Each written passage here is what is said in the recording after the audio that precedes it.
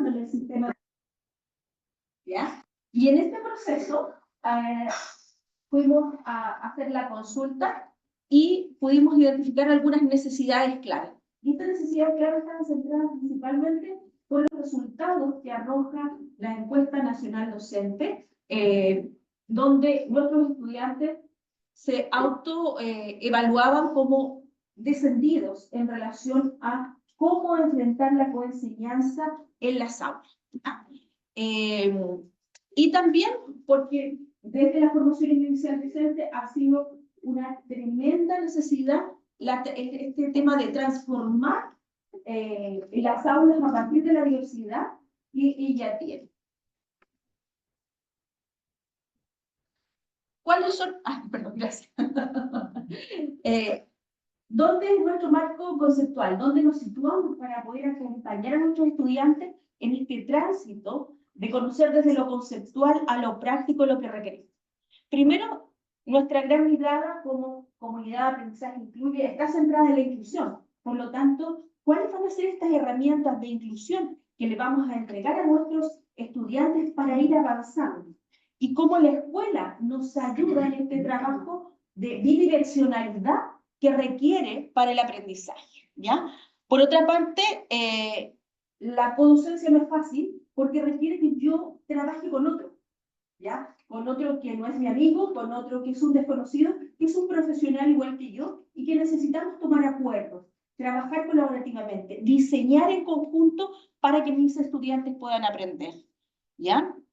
Y lo otro importante que también nos demanda el sistema educativo es cómo nosotros le incentivamos a nuestros estudiantes a que puedan desarrollar estos procesos reflexivos necesarios para que ellos puedan ir transformando también sus prácticas. Y el último elemento, yo creo que ya lo mencioné, tiene que ver con que efectivamente estas habilidades deben aprenderse, ¿ya? Y en este proceso que ellos tienen que aprender, era donde nosotros visualizábamos que había una disparidad de resultados en la evaluación nacional diagnóstica en relación a cómo ellos trabajaban colaborativamente.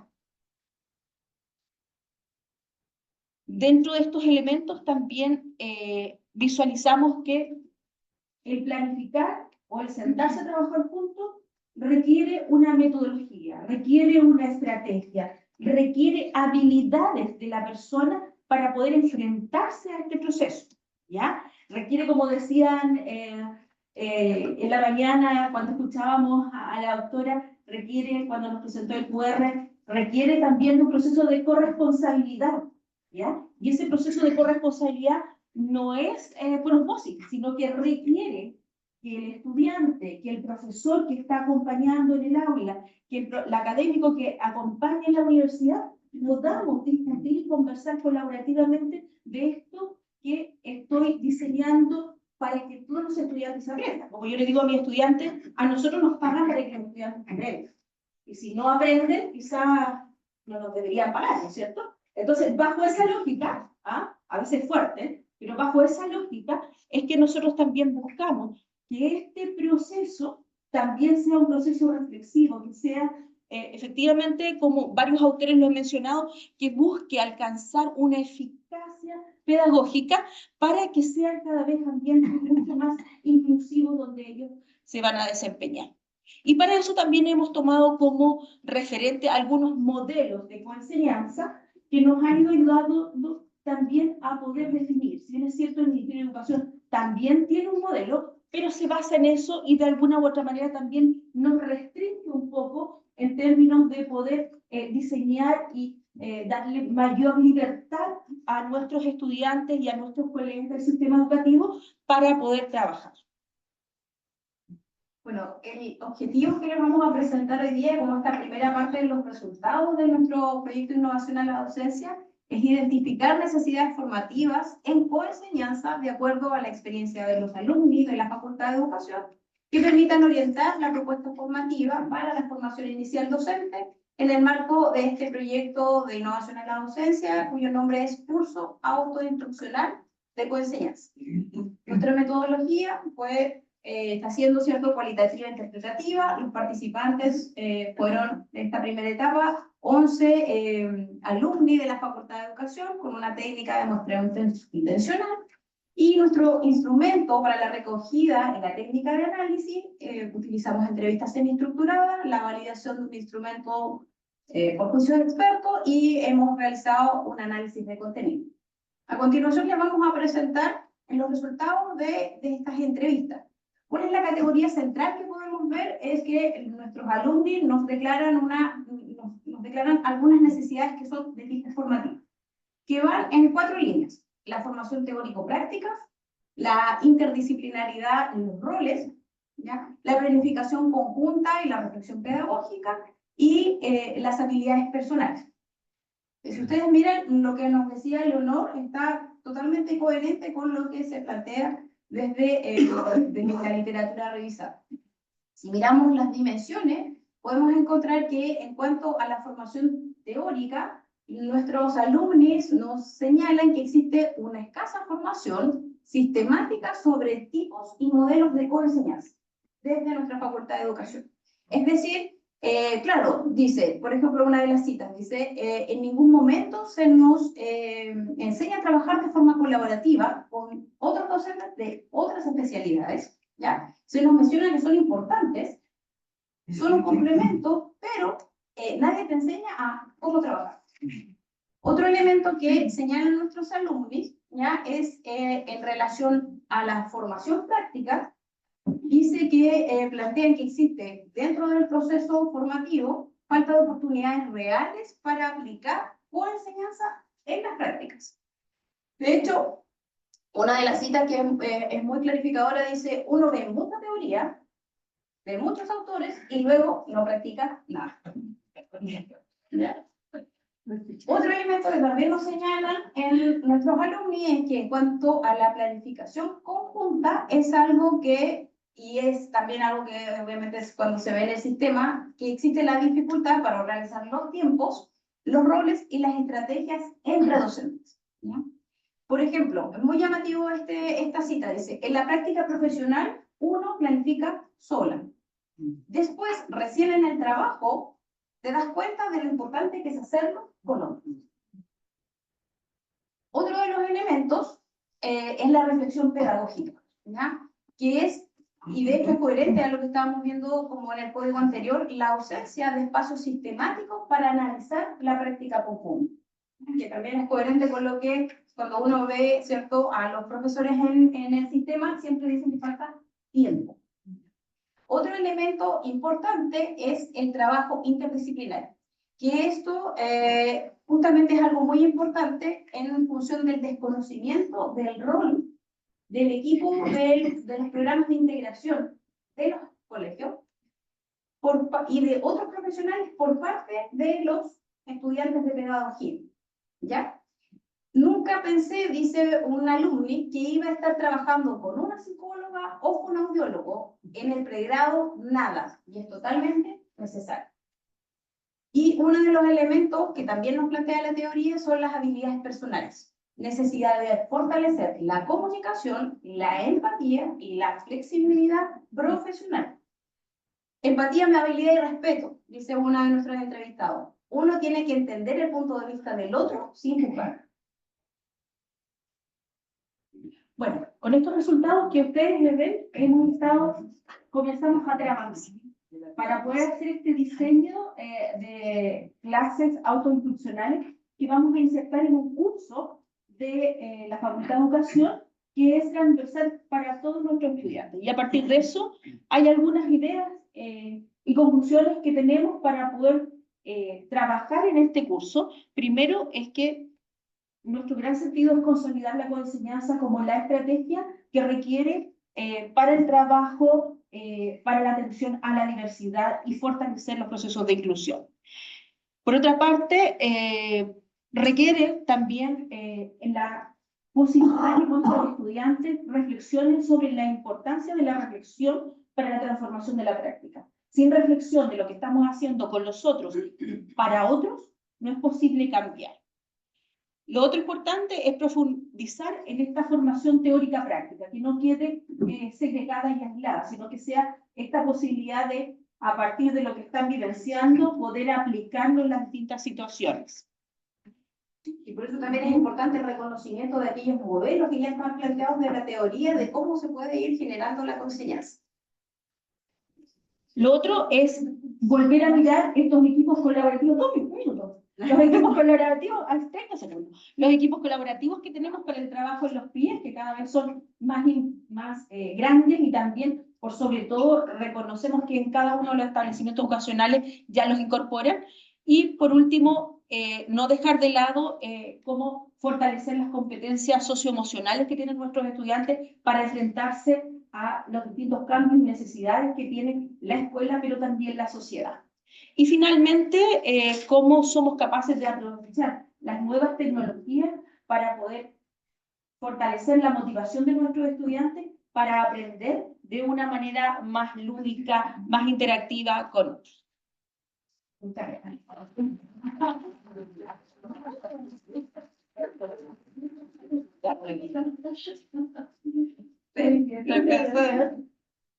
Yes. Vamos a dar instancia entonces de escuchar a los profesionales de la carrera de Ingeniería Civil e Geológica, que nos van a presentar la ponencia de Innovación Tecnológica en Docencia Universitaria, Investigación y Acción, con realidad aumentada en geociencia. Les recordamos sus 15 minutos para comer. Buenos días a todos y a todas. Mi nombre es Jacqueline Peña, el profesor Roberto Torres, quien me acompaña, y somos parte de un equipo multidisciplinar, interdisciplinar, que hemos estado trabajando en este proyecto y con la meta de realidad aumentada durante varios años, aproximadamente unos 2 años y medio, 3 años. Y tiene por título Innovación Tecnológica en Docencia Universitaria, Investigación Acción, integrando módulos de realidad aumentada en geociencia. Principalmente, sí, recordar un poco lo que es la realidad aumentada en esta, aplicado principalmente a lo que es la geociencia, ¿sí? Y en la educación universitaria, enfrentar el reto de adoptar tecnologías innovadoras. Hemos estado trabajando con lo que es la realidad aumentada y se posiciona como recurso clave para integrar metodologías activas con soporte digital. Sabemos que nos hemos dado cuenta con esta experiencia que la realidad aumentada fortalece lo que son las enseñanzas en las metodologías activas. Y bueno, hemos podido detectar también con el desarrollo de las clases utilizando lo que es la mesa de realidad aumentada, que se convierte en un medio, un modelo, mejor dicho, de aprendizaje de forma experiencial, que le permite a los estudiantes poder crear opiniones, ser críticos, ser autónomos, sí, y bueno, colaborar entre pares también. En realidad, la realidad aumentada en geociencia es el conjunto de tecnologías que permiten superponer información digital, como modelos y en terceras dimensiones, ¿sí? Mapas, datos espaciales o explicaciones interactivas, directamente sobre un entorno físico, que observa el usuario usando dispositivos tecnológicos como móviles, tabletas o las gafas especiales. En este caso, sí, nosotros nos apoyamos con la arena, que es una arena que tiene colores. A partir de ellas, con un soporte digital, podemos crear estos modelos en tercera dimensión. Entonces, esta integración interactiva y en tiempo real de elementos virtuales como el mundo real, pues facilita lo que es la exploración, el aprendizaje y el análisis de procesos y estructuras biológicas, incrementando la comprensión y retención de conocimientos científicos. Para nosotros en la geociencia, sí, una de las asignaturas que hemos tomado utilizando la metodología aumentada, por ejemplo, en lo que es la hidrología, vemos que los estudiantes tienen la posibilidad de aprender de 2 maneras diferentes. Bien sea a partir de un modelo conceptual y hacer los análisis respectivos, más adelante vamos a ver un ejemplo, o a través de un aprendizaje que es invertido, pasar de lo que es la representación de 3 dimensiones con el modelo utilizando la arena en esta caja y hacer los análisis correspondientes dependiendo de la experiencia que se haya realizado en esta área específicamente que les comento, que es la biología. Partimos, ¿sí?, de creamos una experiencia significativa, ¿sí?, con realidad aumentada para generar un aprendizaje. Y hemos visto y hemos tenido resultados que también han sido posibles medir, que se alcanza a observar que los estudiantes pueden dar fe de que logran lo que es distintas competencias importantes, ¿sí?, como por ejemplo la autonomía para trabajar con esta caja de arena, la motivación y la colaboración, y por supuesto generar resultados que les permiten ser críticos ante el modelo que o la experiencia que se esté realizando. Y posibilita a ellos generar conclusiones, ¿sí?, donde ellos pueden representar o dar fe, ¿sí?, de que entienden la experiencia, de que pueden gestionar medidas, por ejemplo, de mitigación. En este caso, si estamos hablando de la parte de lo que es hidrología, el estudio de las aguas, aquí hay un ejemplo, sí, exacto en este curso de lo que es la hidrología, que, bueno, para contextualizarlo un poco, es la ciencia que se encarga del estudio de las aguas superficiales. Partimos, podemos hacerlo de esta manera, partimos, por ejemplo, de enseñarles a ellos lo que es un modelo o un concepto, como es el que está aquí arriba, ¿sí? Y a partir de ello, por supuesto, partiendo de un conocimiento previo, como entender lo que es el significado de una curva de nivel, qué interpretaciones yo puedo hacer de una curva de nivel, cómo las mido, qué me representa, yo puedo ir directamente a la caja de arena, ¿sí?, y explicarle a los estudiantes cómo discurren las aguas, cómo se bifurcan las aguas a partir de una fuente en específico, cómo medir esos ríos y posteriormente haciendo llover, como en este ejemplo, aquí está más o menos el efecto que se hace, que hace llover en este modelo, y podemos ver hacia dónde, por ejemplo, se mueven estas aguas y a partir de ello ver cuál es la influencia. Los estudiantes pueden analizar la influencia y interpretación de las posibles medidas de mitigación ante un efecto desastre. Ya no me iba a dejar nada, Bueno, les comento, en teoría nosotros trabajamos ya más de 2 años y medio porque este es un PIC de continuidad que se realizó ya desde el 2021 aproximadamente, después regresando de la pandemia. Y lo importante de esto es el modelo de investigación-acción. Y quiero resaltar ese punto dentro de la presentación porque fueron ya al menos 5 o 6 ciclos que se han realizado durante esta innovación en la sala, donde tomamos módulos de diferentes cursos. No que se tomó todo el curso y se innovó todo, no. Quisimos hacerlo más específico en un punto particular dentro del microcurricular, dentro de cada uno de los cursos.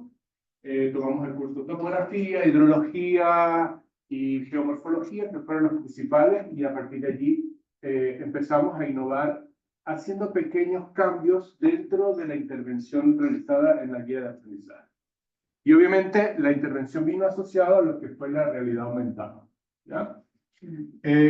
Quiero, por ejemplo, destacar, por ejemplo, un aprendizaje basado en un proyecto donde al estudiante se le explicaba normalmente lo que eran las curvas de nivel y a partir de ahí generaban un proyecto de ingeniería propio donde de acá partían y generaban todo lo que era el movimiento de tierra, cómo iba a quedar después de hacer el movimiento de tierra el terreno.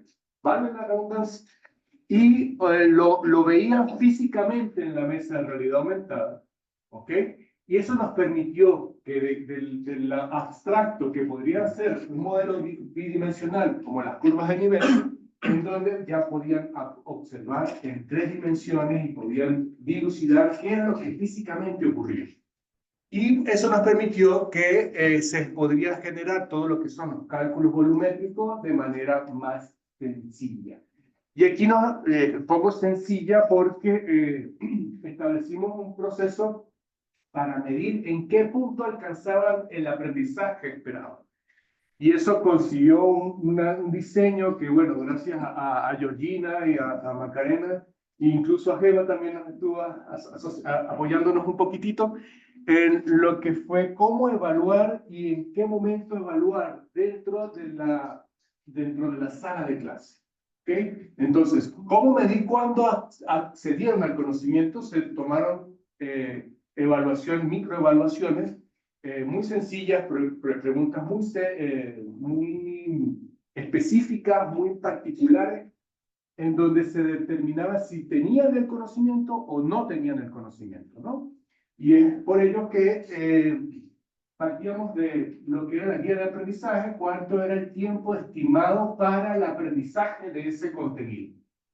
Entonces decíamos, bueno, los declarados, que era lo que teníamos en la guía de aprendizaje, eran 32 horas para el mismo concepto, y en qué punto, dentro de la investigación, en qué punto ellos mostraban que habían adquirido el conocimiento.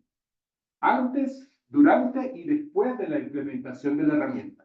Es por ello que, sin tener ningún tipo de castigo en las calificaciones, nada de esto, solamente se les explicaba que era completamente investigativo, aplicando el modelo de Carroll del 67, donde decía, bueno, dependiendo de la cantidad de horas que yo declaro o que yo determino para el aprendizaje, pues si yo declaro cuántas horas tardé yo en tomar el concepto, pues esto es lo que teníamos declarado, esto es lo que nosotros medíamos y lo que los estudiantes declaraban en su encuesta. Entonces pudimos determinar que la curva de aprendizaje fue completamente distinta, donde vemos que la pendiente incluso es una cosa de hablar de 75% de tiempo menos para adquirir el aprendizaje medido, ya es un avance bastante significativo, ¿ya? Y bueno, acá tendríamos los diferentes cohortes. Aquí tenemos lo que fue parte de la encuesta, porque en el proceso de aprendizaje cambiábamos el orden de los contenidos. Cuidando el dilema ético que se presenta en ese punto, pues primero le presentábamos los contenidos en una PPT, luego la realidad aumentada, luego sistema analítico, luego sistema analógico. Invertíamos los diferentes herramientas de aprendizaje y por lo tanto pudimos que por percepción de los estudiantes, la primera que deberíamos presentar era una PPT, luego la realidad aumentada que complementa los contenidos para después irnos a la parte abstracta para ellos, que es la parte analítica y la parte analógica. Y bueno, acá hicimos algún análisis asociado a cómo les pareció la experiencia, y fíjense que en teoría la gran mayoría especifica que la realidad aumentada favorece sus aprendizajes. Sí. Vamos, ya estamos terminando, queda una lámina más. Importantísimo. Lo que sí que trae estas nuevas tecnologías es un desafío donde tenemos que evitar que ocurran brechas. ¿Sí? Primero, brechas en el sentido de que no todos los profesores tenemos la habilidad para poder implementar estos módulos, pero obviamente podríamos educarnos sobre el tema para poder llevarlo a cabo. Lo otro es que las habilidades básicas para la resolución de problemas, o sea, si yo lo aprendí de otra forma completamente distinta, ¿por qué no evolucionar para poder darle las herramientas a nuestros estudiantes, ¿verdad? Y lo importante, ¿sí? Que ya la realidad aumentada ya podría estarse entonces funcionándose o utilizándose las técnicas que tenemos presentes, como lo que son las inteligencias artificiales. Tenemos que cuidar el pensamiento crítico. Creo que eso es fundamental, porque ya no solamente es presentar la realidad aumentada y con eso ya tenemos todo, sino que podríamos pensar también, por ejemplo, en la Facultad de Ciencias de la Salud, donde estas tecnologías ya son un hecho, porque ya incluso no vamos a tener que tener cuerpos allí en realidad, sino que ya tienen alguna simulación, y eso es fundamental para los aprendizajes. Y eso sería. Gracias.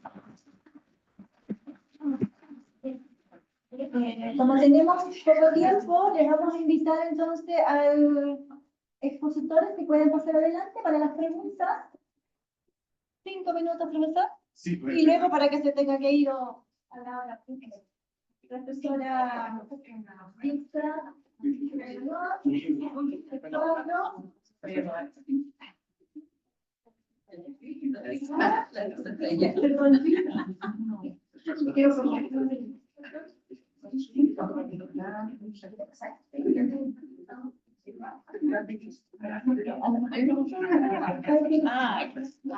Bien, ¿alguna pregunta a alguno de los ponentes o comentarios, presentaciones? Sí, yo tenía, o sea, felicitación y también pregunta, porque me generó la duda.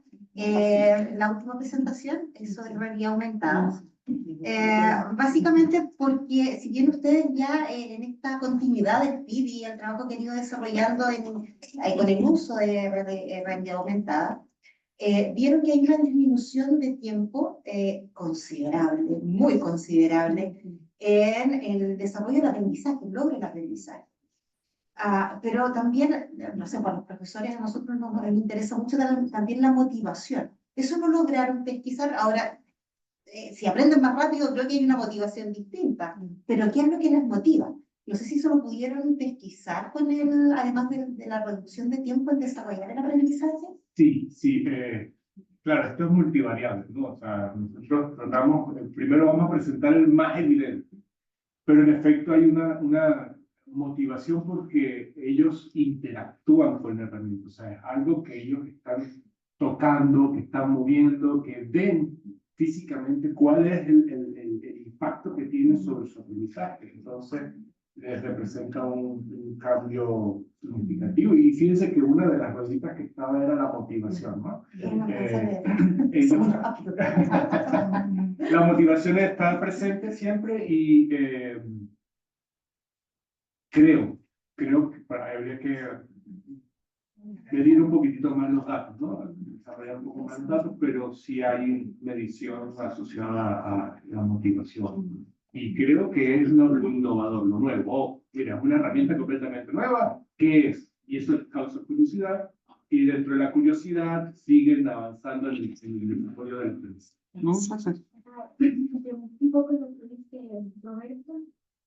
Si ve también en esta cuestión como es nuevo, las experiencias que se diseñan, pasamos a algo bien mostrado en una PPT, algo que ellos físicos son críticos y se ponen más curiosos, quieren jugar temas así, si no pueden de esta manera, yo lo moldeo de otra.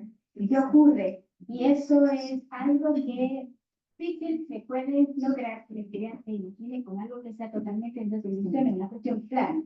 Y como estábamos en ciencias, prácticamente nosotros nos basamos muchas veces en mapas, y estos mapas muchos no están con interactividad, o realmente ahora no están con interactividad los que en su mayoría las casas utilizamos, y realmente el estudiante es bastante bueno también, hacen en su imaginación todo lo que después ellos pueden llegar y tocar, cambiar, modificar y aumentar su capacidad de razonamiento en función de lo que ellos mismos dicen, qué pudiese ser, qué pasaría si no fuese así, cómo lo arreglo, cómo lo soluciono.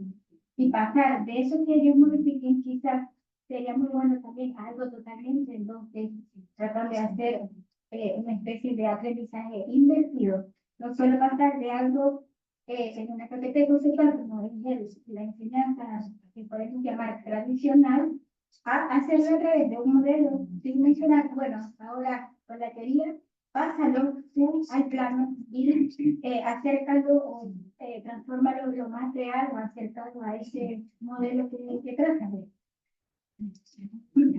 Interesante. Lo veo con los niños pequeños que genera el mismo impacto que con los más grandes. Esto de la curiosidad y la motivación por querer usar también el recurso. Así, por eso trabajamos. Muchas gracias. Profesor Roberto, en la otra ponencia, van a estar esperando. Si pueden retirarse, Mi correo de retorno. Gracias, profesor. Sí, yo tenía más bien un comentario, bueno, felicitar las tres presentaciones, las tres muy aportadoras también. darnos cuenta que estamos reflexionando de distintos lados sobre los mismos desafíos y eso, así que me encantaron. Y particularmente, Pablo, me encantó del trabajo que presentaste, cómo es también una manera en que los estudiantes, a partir de las distintas realidades de las que vienen, vean en aquello una oportunidad creativa. Creo que eso también es una manera de inclusión desde la creación, así que me encantó aquello, digamos. Creo que es una metáfora muy linda, digamos, de lo que puede significar la universidad para él. ¿Sabes qué? Quería también, gracias Marta, es un poco el objetivo. Es muy difícil en estudiantes de carreras creativas que en un tercer semestre ya comiencen a ver de otra manera. Si yo le hubiese pedido el diseño de una silla, como quizás alguna vez lo hice, claro, nos salían de la superficie con cuatro patas. El cómo desde lo que ellos son y viven pueden generar nuevas propuestas. Y en base a lo que tú consultabas, yo creo que la mayor relevancia para que ellos estén atentos, para que ellos convivan contigo, para que ellos funcionen, es que entiendan. Es que entiendan lo que le está hablando ese tipo adelante, con conceptos muy raros y que me está solicitando cosas que no las logro. Yo creo que todo mecanismo, sea lúdico, cualquier tipo de herramienta que aporte a que el otro entienda, ya logra su interés. En el tema que sea. Sí, ¿puedo continuar? Disculpa, que ella tiene una pregunta. Perdón, ya, por fin. Gracias, Leito y Yuli, Sofía Castilla, jefa de carrera de gráfico ocupacional, Ana María Salinas, jefa de carrera de cirugía. Queremos invitarlas a colaborar con nuestra facultad en actividades en conjunto pensando en nuestros alumnos, sobre todo internados. Y vamos a tener el respaldo de aprendizaje científico. Por ahí. Acaba de enterar de esta pequeña colaboración porque nos hizo mucho sentido el señalamiento, ¿no es cierto?, de que nuestros estudiantes han tenido pocas oportunidades interdisciplinarias y nosotros también queremos colaborar en eso. Ya estamos pensando en una actividad de aprendizaje de servicio con ustedes. Yo mientras estaba exponiendo y las vi y estábamos leyendo y yo, pero ¿cómo? De verdad, así, sin antes que hicieran eso, yo dije, deberíamos estar trabajando colaborativamente en pos del desarrollo de los niños y niñas de nuestra región. Sí, obviamente, con nuestro querido Felipe ahí, nosotros somos representantes también de aprendizaje y servicio. Gracias. Aceptamos el desafío, así que sí. Bien, agradecemos las presentaciones, le damos un gran aplauso a un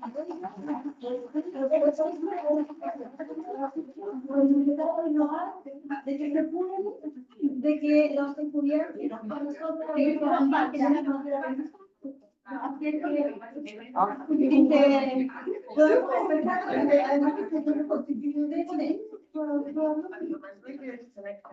Recogieron el guante.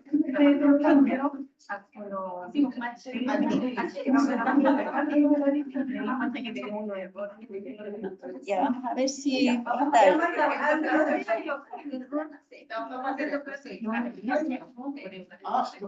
quién le dio? Claudio Palma te la rompió. Claudio Palma te la rompió. Y aparte, ¿cómo enseñar? Gracias.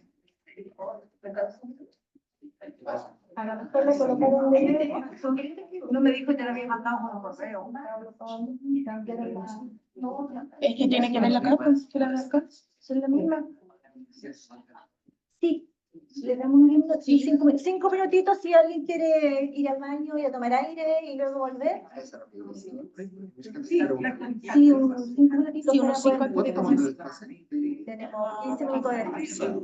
¿Sí? 5 minutitos para poder empezar.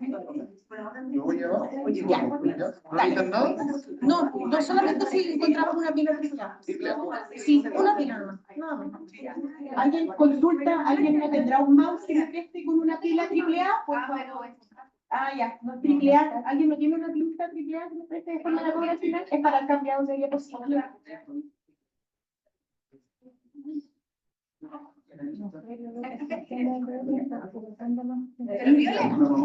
Ya, acá. No, ¿qué pasa allá? Ya. Justo se descargó la fila. Sí. No me la puedo.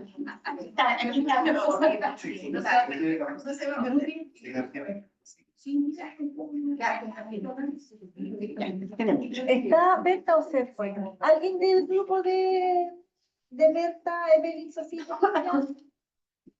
¿No? Berta fue al baño.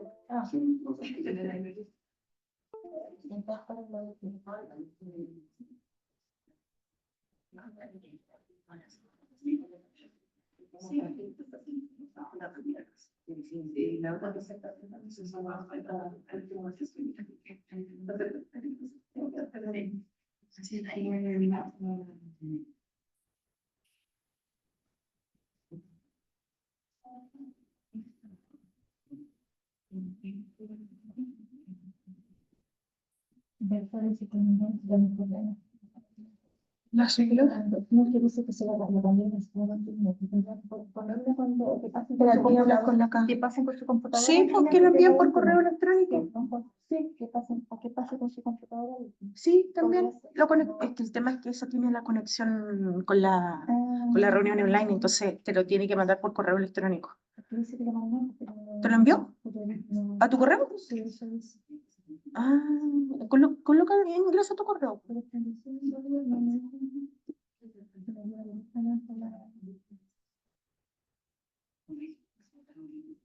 Te manda el drive. A ver, ¿te ayudo?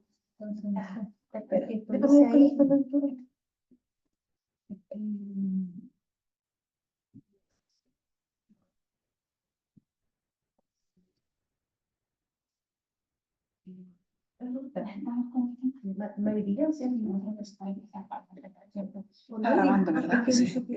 Aquí está la evidencia. La presentación actualizada dice. Entonces está actualizada. Ya, entonces tengo que descargarla. Hay que descargarla. Sí, una vez.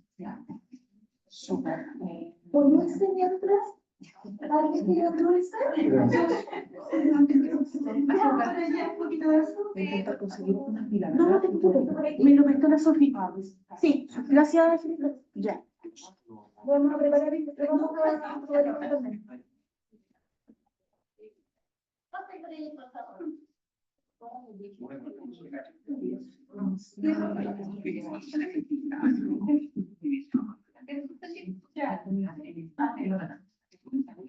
¿Cómo se llama? Evaluación de la evaluación de experiencia. Ella participa, no, parte de la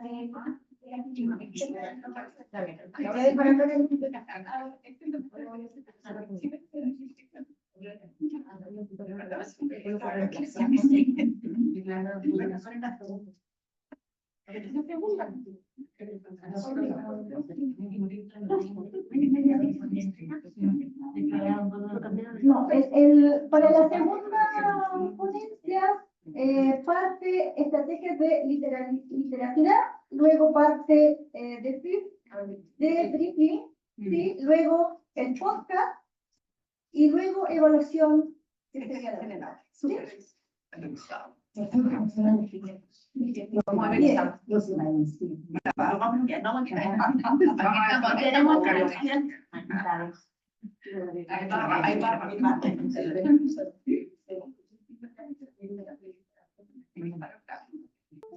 Si se fijan, las primeras ponencias nos situaron en una formación bastante integradora de los estudiantes, y eso da mucho gusto escucharlo, porque eso significa que estamos poniendo acento en este modelo educativo que tenemos, en un modelo basado en competencias, que en el fondo pone el acento en el estudiante y en su desempeño. Y no solamente en la formación de contenido, sino en el saber usar las herramientas, tanto profesionales, técnicas, ¿cierto? De toda la formación de contenido y disciplinares, sino que también de aquellas habilidades propias. la capacidad de observar el entorno, de descubrir aquello que hay, esta capacidad de trabajar con otros, de poder interactuar, de ponerse en el lugar del otro para poder integrar estos conocimientos y saberes y lograr las metas. Y creo que hay desafíos bastante interesantes que se pueden complementar, que se pueden ir integrando en otras carreras, ¿cierto? Y sería maravilloso que en la próxima jornada ya se puedan presentar estrategias integradas, ¿cierto? Sería un gran desafío. Así que ahora, no sé si ya estamos listas con la presentación. Bien, vamos a dar entonces inicio a la segunda ponencia, en las cuales seguimos teniendo este trabajo centrado en el estudiante, pero esta vez con foco en lo que son las competencias comunicativas, la reflexión, el uso de la tecnología y una mirada crítica también en la formación de los estudiantes. Así que vamos a dar paso, en primer lugar, a la ponencia denominada Estrategias de literacidad crítica para el desarrollo de la competencia comunicativa en la formación inicial docente. Profesores, adelante.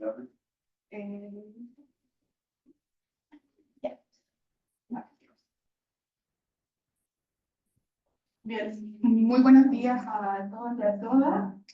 Comentarles que en nuestro caso somos parte de una comunidad de aprendizaje denominada investigación formativa. Esta es parte del proyecto de innovación en docencia denominada Estrategia de literacidad crítica para el desarrollo de la competencia, ¿cierto?, de comunicación escrita, oral, escrita y multimodal de la universidad. Focalizada en la Facultad de Educación y Humanidades. En esta ocasión, ¿cierto?, vamos a presentar Mauricio Figueroa y quien les habla, Daniela Cano. El contexto de la investigación se da dentro de lo que es educación superior, ¿cierto?, en la Facultad de Educación de nuestra universidad, dentro de 3 carreras, en lo que es, ¿cierto?, la formación de docente, dentro de lo que es primer y segundo año. El foco es la formación inicial docente, no obstante, es una preocupación de todos los proyectos profesionales que forman, no solo esta universidad, sino que a nivel país, ¿cierto? El foco está dentro de lo que es el pensamiento crítico como eje clave en la formación de profesionales, la reflexión crítica y el desarrollo de conocimiento especializado en las áreas, ¿cierto?, de la Facultad de Educación, no obstante, para todas las demás carreras. Fortalecer la competencia, ¿cierto?, genérica de comunicación oral, escrita y multimodal, asociado también, en el caso particular, que es obligatorio para las carreras de pedagogía, que es la famosa, ¿cierto?, evaluación COEM, que no solo en nuestra facultad, sino que también en otras instancias, es de un bajo rendimiento, ¿cierto?, como indicador de tiempo. Bien, gracias. Muy buenas tardes. Yo creo que ya son las 12. Me alegra mucho que podamos compartir y yo creo que hay varias cosas importantes que se han puesto sobre la mesa en las ponencias anteriores y una de ellas tiene que ver con la reflexividad. Yo creo que a eso me invitaba Pablo también, la reflexividad sobre la propia práctica docente. Entonces, cuando pensamos en la reflexividad y la práctica docente, una cosa que nos interpela inmediatamente, yo creo que es la competencia oral, escrita y multimodal. ¿Por qué? Porque nosotros vemos como un problema, como paño de fondo, ¿cierto?, en donde la investigación nos plantea que la competencia en términos de escritura y oralidad de nuestros estudiantes es baja, está por debajo del promedio de la OCDE. Sí. Y está bajo del promedio de la OCDE en básica, en media y en superior. Y además, inclusive, hay trabajos que dan cuenta de que aún el estudiante, habiendo salido de la enseñanza superior, sigue teniendo bajas competencias. Entonces hay un problema grave. ¿Y grave por qué? Porque este problema en la competencia se desarrolla de manera mecánica en los distintos procesos formativos. Y si volvemos a la afirmación que planteaba hace unos segundos sobre la reflexividad docente, la pregunta es, ¿por qué no estamos movilizando a los estudiantes? ¿Qué es lo que está pasando? Es fácil otronizar, ¿cierto? Es decir, el otro es el problema, pensando en los capitales culturales, ¿cierto?, en las deficiencias lectoras que puedan tener el círculo familiar más íntimo, en la escasez de textos, ¿cierto?, en que el mundo y la literatura son lejanos de su práctica cotidiana. Pero la pregunta es, ¿qué es lo que está pasando en términos de nuestra capacidad para poder movilizar a los estudiantes en la competencia de la escritura? Entonces, en ese contexto, con ese paño de fondo, con ese problema que surge este proyecto, Y como planteaba Daniela, ¿cierto?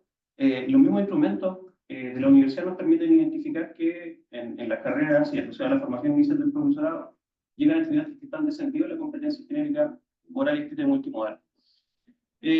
Otra cosa importante es que faltan estrategias que le permitan al estudiante realizar un acercamiento al texto.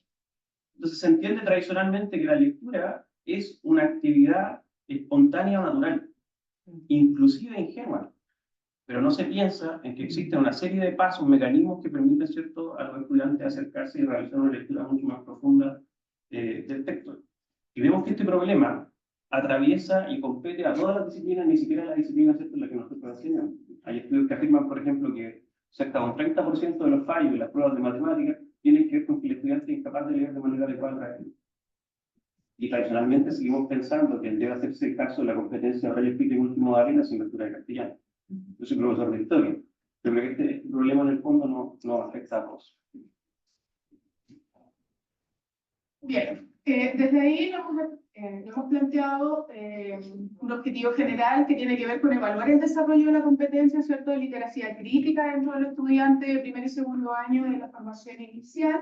Para ello, hemos identificado dos objetivos específicos que tienen que ver con reconocer, ¿cierto?, si nuestros estudiantes en formación pueden reconocer hechos de opiniones dentro de los diferentes tipos de textos, modalidades, ¿cierto?, de fuentes. Y un segundo objetivo específico tiene que ver con identificar las intencionalidades y los posicionamientos discursivos que tienen dentro los diferentes tipos de textos o fuentes, ¿cierto?, que vamos a analizar. Sí, teóricamente este trabajo se sitúa, ¿cierto?, en un enfoque, ¿cierto?, que tiene que ver con la literacia crítica. La literacia crítica está relacionada a un posicionamiento respecto a la práctica lectora. En gran medida tiene que ver con la obra de Paulo Freire, ¿cierto?, el 65, en donde se reconoce que en el fondo la competencia lectora está asociada a cómo el sujeto interpreta el mundo y cómo también, si tiene dificultades en la competencia lectora, va a reproducir estructuras de desigualdad. Entonces, este trabajo asume un posicionamiento respecto a la trascendencia de la competencia lectora y de cómo en la propia competencia lectora existen niveles más complejos de alfabetización que es lo que esperamos llegar con los estudiantes. También acá se entrelaza, para complementar lo que dice Mauricio, con aspectos de la lingüística, ¿ya? También con lo que es el análisis de discurso, por lo tanto los estudios sociales. Entonces, hay varias disciplinas que se intersectan para poder entender la literacia crítica, no solamente un área específica. Sí, quizás puntualizar a propósito de lo que dice Daniela, porque de repente vamos rápido el peso del tiempo, que tengo el reloj. Porque nos estresa el reloj. Sí, nos estresa un poco el reloj. Y es que cuando hablamos del giro lingüístico, en 1965 hay una preocupación de diversas disciplinas sobre la lectura en sí misma, en distintas disciplinas, la filosofía, el lenguaje. Y estos estudios, en el fondo, avanzan sobre la comprensión más profunda sobre la hermenéutica misma del texto, sobre la interpretación que hacemos en distintos niveles de complejidad. Entonces, en el fondo, este trabajo se sitúa un poco en esos trabajos. Bien, metodológicamente, para poder evaluar, ¿cierto?, y llegar a comprender dicha complejidad, utilizamos una metodología cualitativa con un diseño de estudio de caso, descriptivo y exploratorio. Dentro de las técnicas utilizamos grupos focales y también análisis documental con todo lo que es la política propia de la universidad.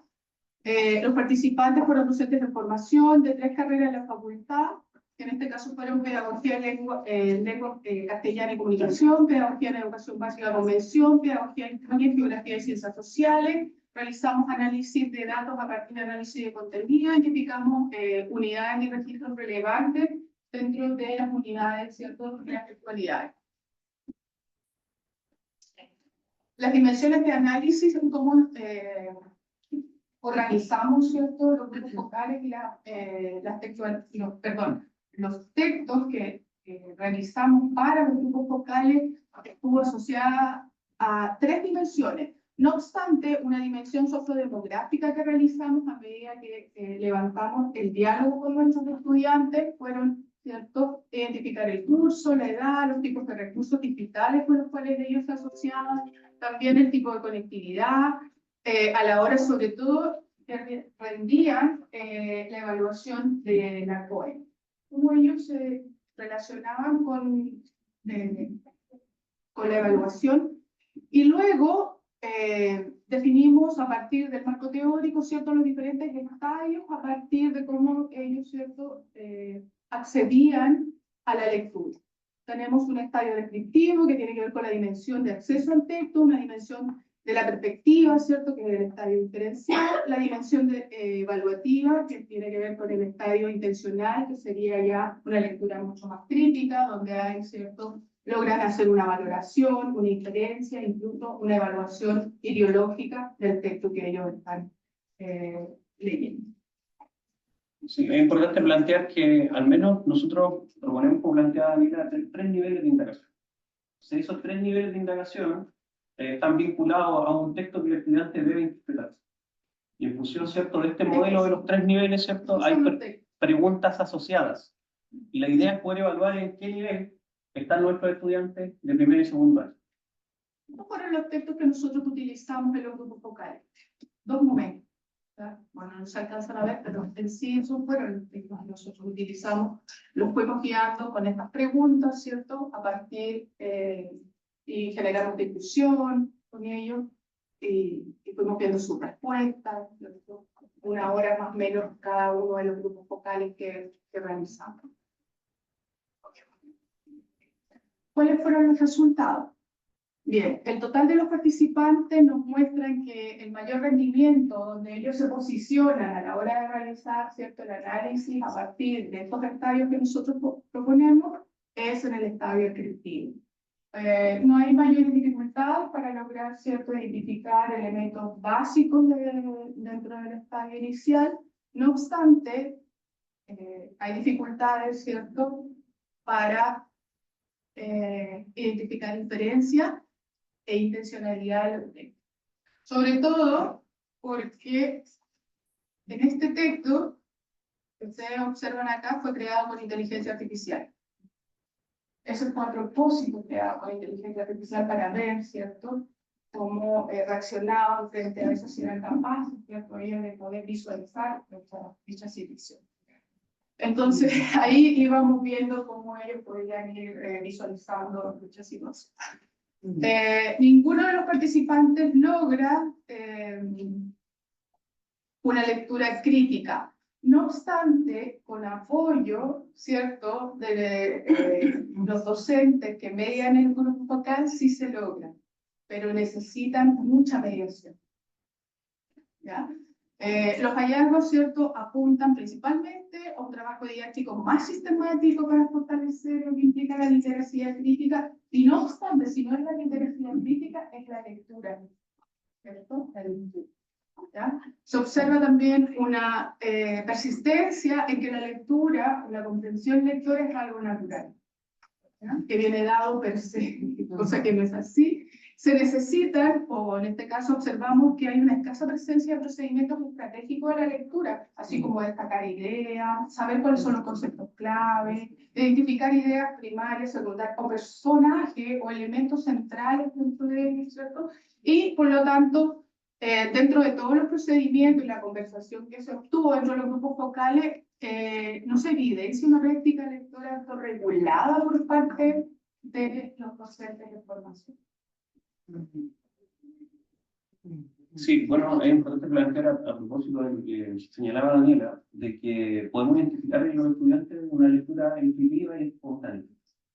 Esa lectura intuitiva y espontánea es importante trabajarla, sobre todo en la sociedad en la que estamos, en donde, si lo pensamos en términos históricos, es donde tenemos una mayor presencia de circulación de información. Y el problema es la calidad de la información que circula. Entonces, en un contexto de fake news, ¿cierto?, los estudiantes no son capaces de identificar cuáles son los hilos argumentales del texto, por qué se plantea así y qué se entiende, ¿cierto?, como algo que le permita dar o no validez al contenido del texto.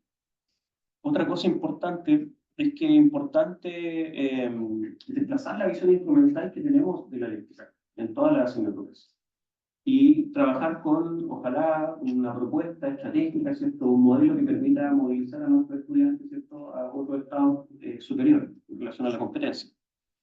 Y en este caso, la experiencia confirma que la literacia crítica constituye una vía pertinente para innovar, sobre todo en la enseñanza universitaria. Entonces, a propósito de esto, uno de los productos que nosotros elaboramos como unidad es un cuadernillo de trabajo, en donde desarrollamos una serie de niveles de estrategias, de preguntas asociadas y actividades para poder, ¿cierto?, entregarlo a la gente. Nos queda un minuto. Bueno, dentro de lo que implica el proyecto de innovación, durante estos años nosotros hemos trabajado más allá de tener a los marcos teóricos y metodológicos, son materiales que permitan a la comunidad, no solo de nuestra facultad, sino que de otras instancias, poder trabajar con estos elementos para fortalecer dicha competencia, porque es transversal a toda la formación profesional, desde cualquier tipo de fuente, desde fuentes digitales, como también textos análogos o también fotográficos, pictóricos, ¿cierto?, que permitan poder trabajar desde esta perspectiva. Si bien nos posicionamos también desde la pedagogía de la pregunta como base para poder entrar a lo que es la literacia crítica, ¿no?, que son preguntas guías que permiten al docente y al futuro profesional, ¿cierto?, adentrarse a poder interrogar a estas fuentes, a estos textos para poder trabajar. Y desde allí que nosotros hemos desarrollado materiales de infografía para poder acercarse a lo que es esta estrategia. También hemos desarrollado el cuadernillo, tenemos también algunos artículos que todavía están pronto a salir, pero en sí creo que lo más valioso tiene que ver con recursos prácticos para nosotros como docentes, ¿cierto? Y también para nuestros estudiantes puedan tener al alcance y poder trabajar. Eso ha sido principalmente nuestra preocupación, es que generar materiales concretos, lo que podamos, ¿cierto?, en algún minuto decir, mira, nos sirve tal cosa, lo podemos realizar, cómo lo enfoco y le doy sentido a mi área, ¿cierto?, de trabajo para poder hacer mi clase y darle sentido. Así que eso, muchas gracias.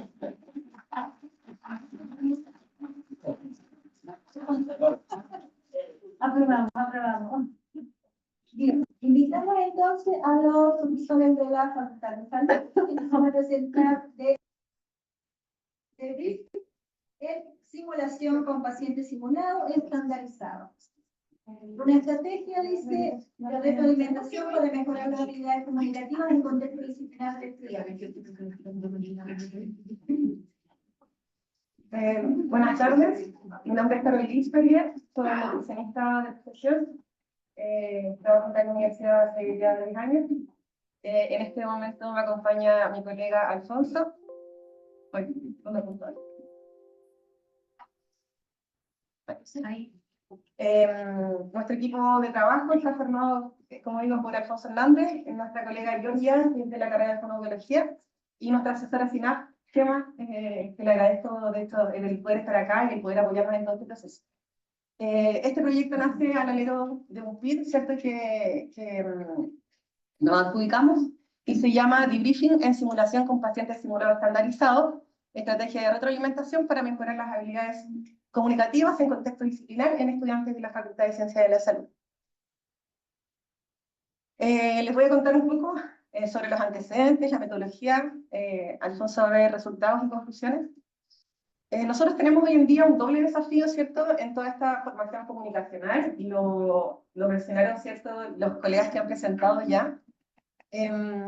Nosotros tenemos que equilibrar, sobre todo en el área de la salud, un desarrollo de las competencias comunicacionales con todo lo técnico, ¿cierto?, y además de eso, ver el punto de la humanización en salud, ¿cierto?, que el usuario o las usuarias puedan tener un trato digno, respetuoso, y digno, ¿cierto? Es de las cosas importantes que tenemos que conocer.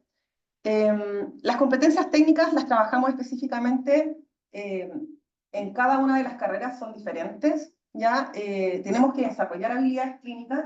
Hay cosas que para el inicio de la formación en salud son básicas, por ejemplo, el lavado de manos, ¿cierto? Pero hay cosas que se van separando mucho después en cada una de las disciplinas, y además de esto tenemos que tratar de reforzar estas competencias comunicacionales, ya que todos los profesionales de la salud, de alguna manera u otra, ¿cierto?, tenemos que enfrentarnos a conversar, no solamente con los usuarios, con las familias, sino que también entre nosotros como equipo.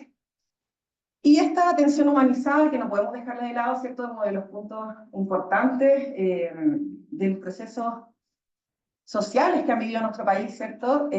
Donde se habla de una salud digna, al alero también de las leyes que han aparecido, ¿cierto? Que protegen la salud de nuestros usuarios.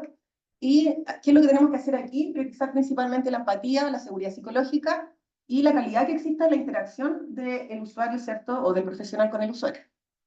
Y también los equipos, que eso es otro tema también que se está incluyendo. Como objetivo general de nuestro PID es implementar estrategias de debriefing, ¿ya? En simulación clínica con pacientes simulados estandarizados. ¿Qué significa esto? Son actores. Ya nosotros lo que hacemos es llevar a los estudiantes a simulación clínica donde los pacientes, ¿cierto?, son actores, o los familiares, porque también muchas veces no atendemos directamente al usuario, sino que a su familia. Contratamos actores para esto y el estudiante se ve enfrentado a un proceso en un contexto simulado, ¿cierto?, en donde está bajo una seguridad para poder desarrollar los procesos, ¿cierto? Y tampoco ponemos en juego, en jaque, la salud real de nuestros usuarios.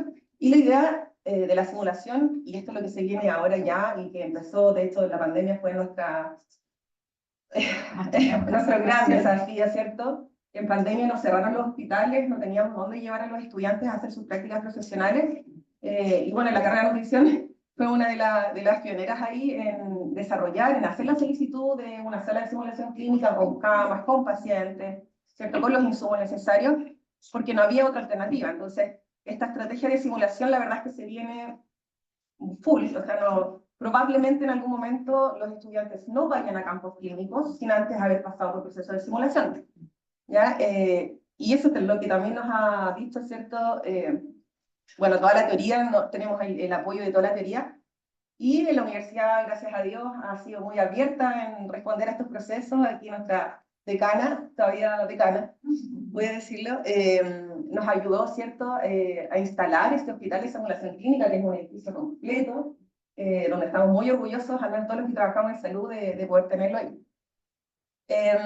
Entonces, en estas simulaciones, la idea de nosotros es poder ayudar a los estudiantes, ¿cierto?, a mejorar estas habilidades comunicativas en contextos disciplinares, ¿cierto?, pensando en que todas las carreras se comunican de forma diferente y tienen temas diferentes con los usuarios, integrando reflexión crítica y enfoque humanizado. Colocamos estos objetivos específicos también porque nos dimos cuenta que no habíamos recibido tanta capacitación formal para este proceso de simulación clínica.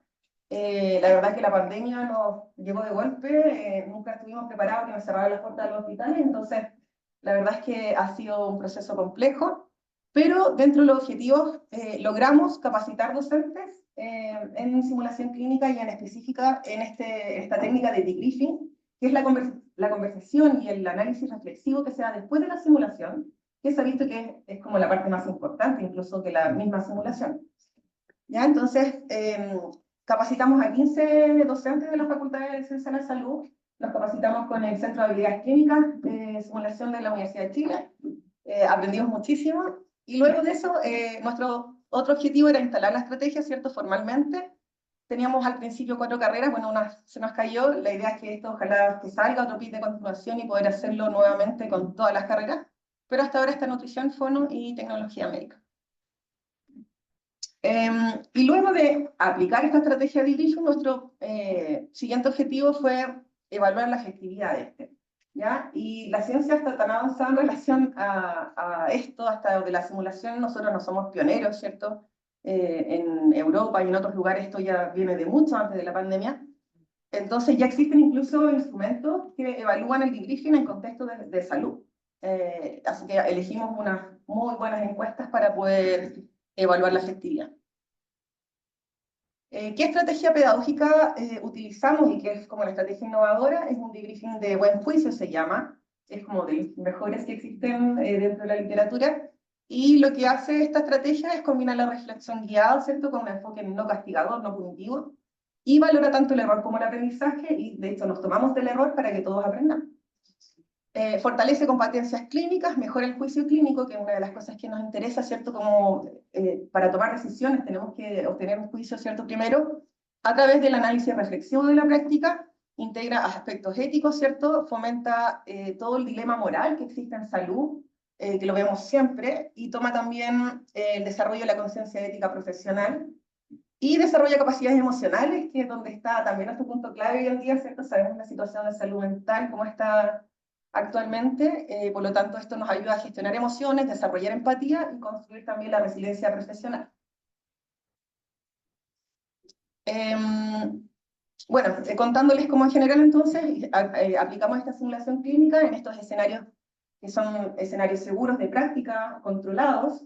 De hecho, uno inicia la simulación o inicia el debriefing mencionándole al estudiante que está en un ambiente seguro, que es confidencial completamente. Y la verdad es que cuando uno ya dice, estás en un lugar seguro, tú te puedes expresar como tú quieras, aquí estamos todos abiertos a escuchar, logramos un ambiente de confianza. Nos pasa también mucho que los estudiantes se desbordan, ¿ya? Sobre todo en temas de salud, ¿cierto? Porque la verdad es que a todos nos ha pasado en algún momento tener un familiar hospitalizado, o empiezan a salir situaciones como relacionadas con la familia, ¿cierto? La muerte de algún familiar. Entonces hay que saber controlar esa situación, cosas que también nos enseñaron en el Centro de Habilidad Clínica para esto de la simulación. Este análisis reflexivo que viene después de la simulación, ¿cierto? Principalmente nos ayuda a identificar todas las fortalezas y las áreas de mejora, no solamente dentro de las habilidades clínicas propiamente tal, sino también en esto comunicacional, que es lo que queremos lograr, y nos prepara, o nos ayuda a preparar profesionalmente, ¿cierto?, a estos futuros profesionales de la salud en estas competencias comunicativas en escenarios reales. Ya, bueno, se integra la carrera de medicina ahora en la facultad. En medicina, por ejemplo, el estudiante de medicina tiene que dar respuesta, por ejemplo, a una situación de duelo, ¿ya? Entonces todo esto tiene mucho que ver con lo que estamos haciendo. Bueno.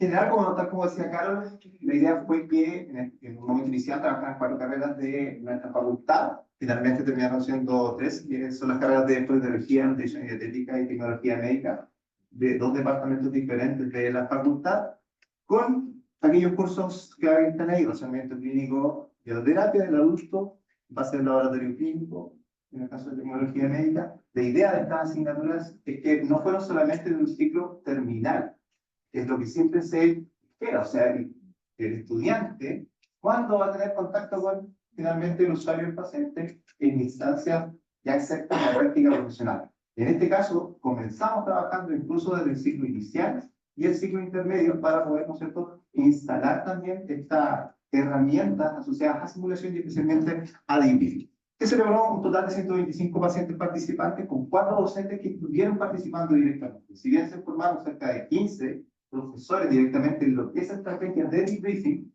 finalmente 4 terminaron participando directamente en la simulación y en los debriefing que se trabajaron finalmente, y un total de 5 pacientes simulados en total.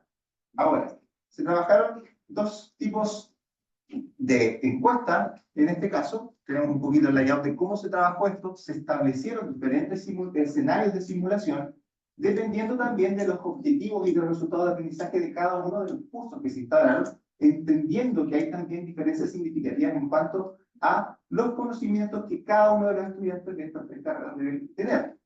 Lo que sí se priorizaron los aspectos de comunicación específicamente para poder también después poder evaluarlos de manera objetiva, usando los mismos instrumentos en las 3 carreras.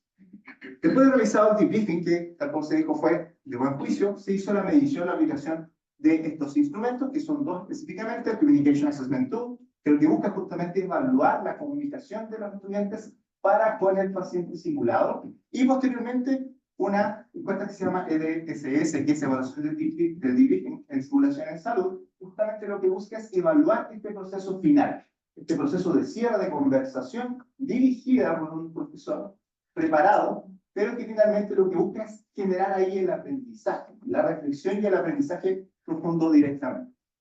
¿Qué encontramos acá? En la primera instancia, recordemos que esta encuesta la respondía el paciente simulado. En el rol final, después de haber pasado por la estrategia de simulación, por el escenario, de cierta forma evaluando al estudiante que participó en ese escenario, que prácticamente un 60% de los estudiantes mostraron interés por los usuarios y casi la mitad presentó un trato respetuoso. Algo que también va muy en concordancia con lo que busca también el sello de la Facultad de Ciencias de la Salud, que es un sello de medicina familiar interdisciplinaria y culturalmente también pertinente a los pasos. El escuchar al otro es algo que es muy importante dentro de ese modelo, pero sí también identificamos algunas áreas de mejora, todas más o menos con el 10% en lo que era hacer planes de seguimiento, incluir también al usuario en sus propias decisiones y demostrar también interés de manera explícita. ¿Qué sucede? Que muchas veces los estudiantes, cuando están sometidos a instancias de participación directa, se basan mucho en lo técnico, mucho en lo clínico, y dejan de lado un poco algunos elementos de comunicación, de cercanía, incluso de lenguaje no verbal, para con los usuarios o pacientes. Por lo tanto, eso también se ha demostrado. Ahora, cerca de la mitad, 54% de los estudiantes alcanzó un nivel satisfactorio. Esto es excelente y muy bueno dentro de lo que fueron los niveles de comunicación que se esperaban. Ahora, pasando a la otra encuesta, esta ya evalúa ya no la simulación, no evalúa a los estudiantes, sino que evalúa el proceso de debriefing, este proceso final de cierre reflexivo del proceso de simulación. Encontramos tasas bastante altas de valoración positiva, tanto de los estudiantes evalúan muy bien el procedimiento de debriefing, pero también quienes participaron dirigiendo ese debriefing, que son los evaluadores, encontrando como conclusión en este caso que el debriefing sí es una estrategia que ayuda a generar aprendizaje significativo en los estudiantes, ya que tal como decía Carol, a veces marca una experiencia significativa para ellos. El hecho de encontrarse en una situación lo más parecida a lo real, pero controlada, para ellos también de cierta forma es chocante en una primera instancia, porque están acostumbrados mucho desde la teoría del libro o del estudio de casos teóricos, pero cuando lo llevamos a la realidad muchas veces se contrapone con la propia realidad de cada una de nuestras estudiantes, entendiendo que todos, cada uno de nosotros y también de nuestros estudiantes, fue o será usuario del sistema de salud en algún momento. Por lo tanto, se cruzan muchas experiencias personales. Encontramos como fortaleza entonces que el estudiantado demuestra buenas habilidades en lo que es la recepción, sobre todo en la escucha y el respeto. Escucha activa y el respeto hacia con su interlocutor, en este caso el paciente simulado. Sí se identifican también algunas áreas de mejoras, sobre todo la iniciativa formativa, la participación del usuario en sus propias decisiones terapéuticas, pues escuchar y respetar también las decisiones y las concepciones propias que tiene cada persona, y también una expresión más explícita en lo que es la preocupación hacia, en este caso, él y los pacientes. Por lo tanto, ¿qué encontramos acá? Que efectivamente, en primera instancia, estas encuestas sí nos ayudan a valorar el debriefing de una manera más estructurada, y también su implementación ayudaría también a generar una política donde estas estrategias de simulación y de debriefing se instalen, no solamente en estas 3 carreras, sino que en muchas más carreras y cursos de la universidad, atendiendo también a los desafíos que implica la salud hoy en día. Finalmente, agradecemos por supuesto también al Hospital de Simulación, en este caso, elaborado en el sitio, la joya.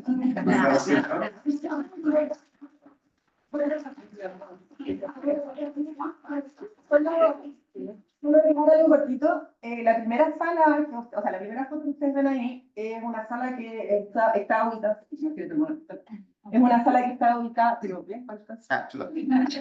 una sala que está ubicada en Menchaca Lira, y ahí fue donde nosotros y nuestros estudiantes lograron sacar su práctica clínica profesional en tiempos de pandemia. Ya, entonces eso fue lo primero. La segunda estaba en el edificio 11, el ex U, ya, donde creo que muchos de ustedes deben haber conocido, y obviamente nuestra evolución, ¿cierto?, a tener un hospital de simulación.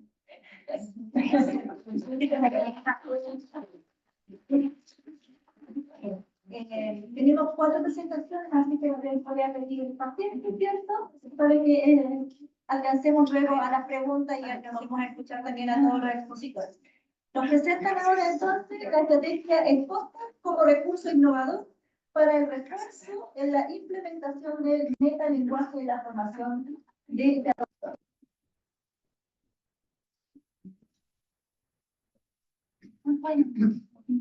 Vayan pensando en sus preguntas, o si no alcanzamos a las preguntas, alguna frase, alguna idea, alguna palabra con la que se queden después de todas estas experiencias que han escuchado, para que nos vayamos con un desafío. Innovación, motivación, ya van saliendo algunas, ¿cierto? ¿Qué otras palabras nos van quedando como idea?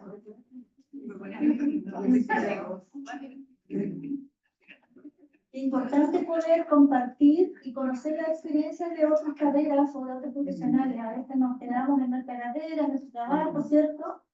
Y a veces sí podemos llevarnos varias sorpresas y nos vamos enriqueciendo en esta instancia. Hay que seguir invitando a las próximas jornadas de que más profesionales se hagan parte de esta experiencia. Para ir avanzando. ¿Qué pasó? Cambiaron la... Sí, pero estamos listos. Vamos a avanzar.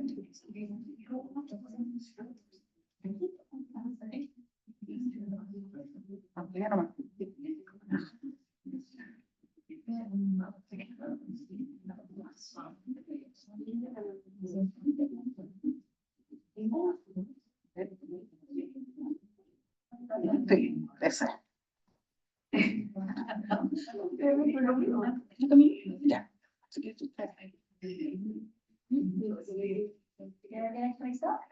Sí, ya. Ok. Bueno, buenas tardes a todas y a todos. Muchas gracias por estar acá. Nos presentamos, yo soy Soledad San Martín, ella es Valeria Sandoval, ambos somos traductoras inglés-español, egresadas también de acá de la Universidad Católica de Temuco, así que para nosotros igual es un tremendo honor estar acá. Para comenzar, bueno, como mencionó, ¿cierto? Nuestra presentación se llama El podcast como recurso innovador para la adquisición del metalenguaje y la formación de traductores. Contexto y problemática. La enseñanza de la traducción enfrenta el desafío de adaptarse a estudiantes cada vez más diversos y a contextos digitales cambiantes. La gente sabe que ha permeado mucho, ¿cierto?, lo que es la traducción. Así que hoy día, obviamente, nosotros tenemos que estar, o ir, ¿cierto?, como no un paso más adelante, sino que varios pasos más adelante, ¿cierto?, de lo que es la IA, ¿ya? Uno de los principales problemas observados en el curso teórico-práctico es la escasa apropiación del metalenguaje específico de la disciplina, lo que repercute directamente en la claridad de las intervenciones orales y escritas, así como el rendimiento académico en general. Todos sabemos que todas las disciplinas, ¿cierto?, tienen su metalenguaje específico, ¿ya? Es decir, y obviamente una de las dificultades que tienen los chiquillos y chiquillas, ¿cierto?, al iniciar las carreras es justamente apropiarse de aquello. Entonces, ¿cómo uno puede, ¿cierto?, ayudarles a que se apropien de aquello, pero sin generar, ¿cierto?, una carga extra, ¿ya? Entonces, ¿cómo surge la idea? Bueno, esta idea surgió para nosotros en el curso de segundo año de traducción, ya que en primero ellos adquieren este conocimiento. El segundo, nosotros, en un curso de traducción general que se llama, hicimos ponerlo a prueba a principios del año para saber qué tanto recordaban. Y ahí fue cuando vimos que el recuerdo que ellos tenían de esta terminología en específico era muy poca. Y por ser un curso en el que se supone que tenemos que practicar y no empezar desde cero, quisimos implementar algún recurso en donde se pudiera, como dijo la profesora, poder practicar este conocimiento sin tener que entregarles más horas académicas o un conocimiento que ya deberían tener al niño.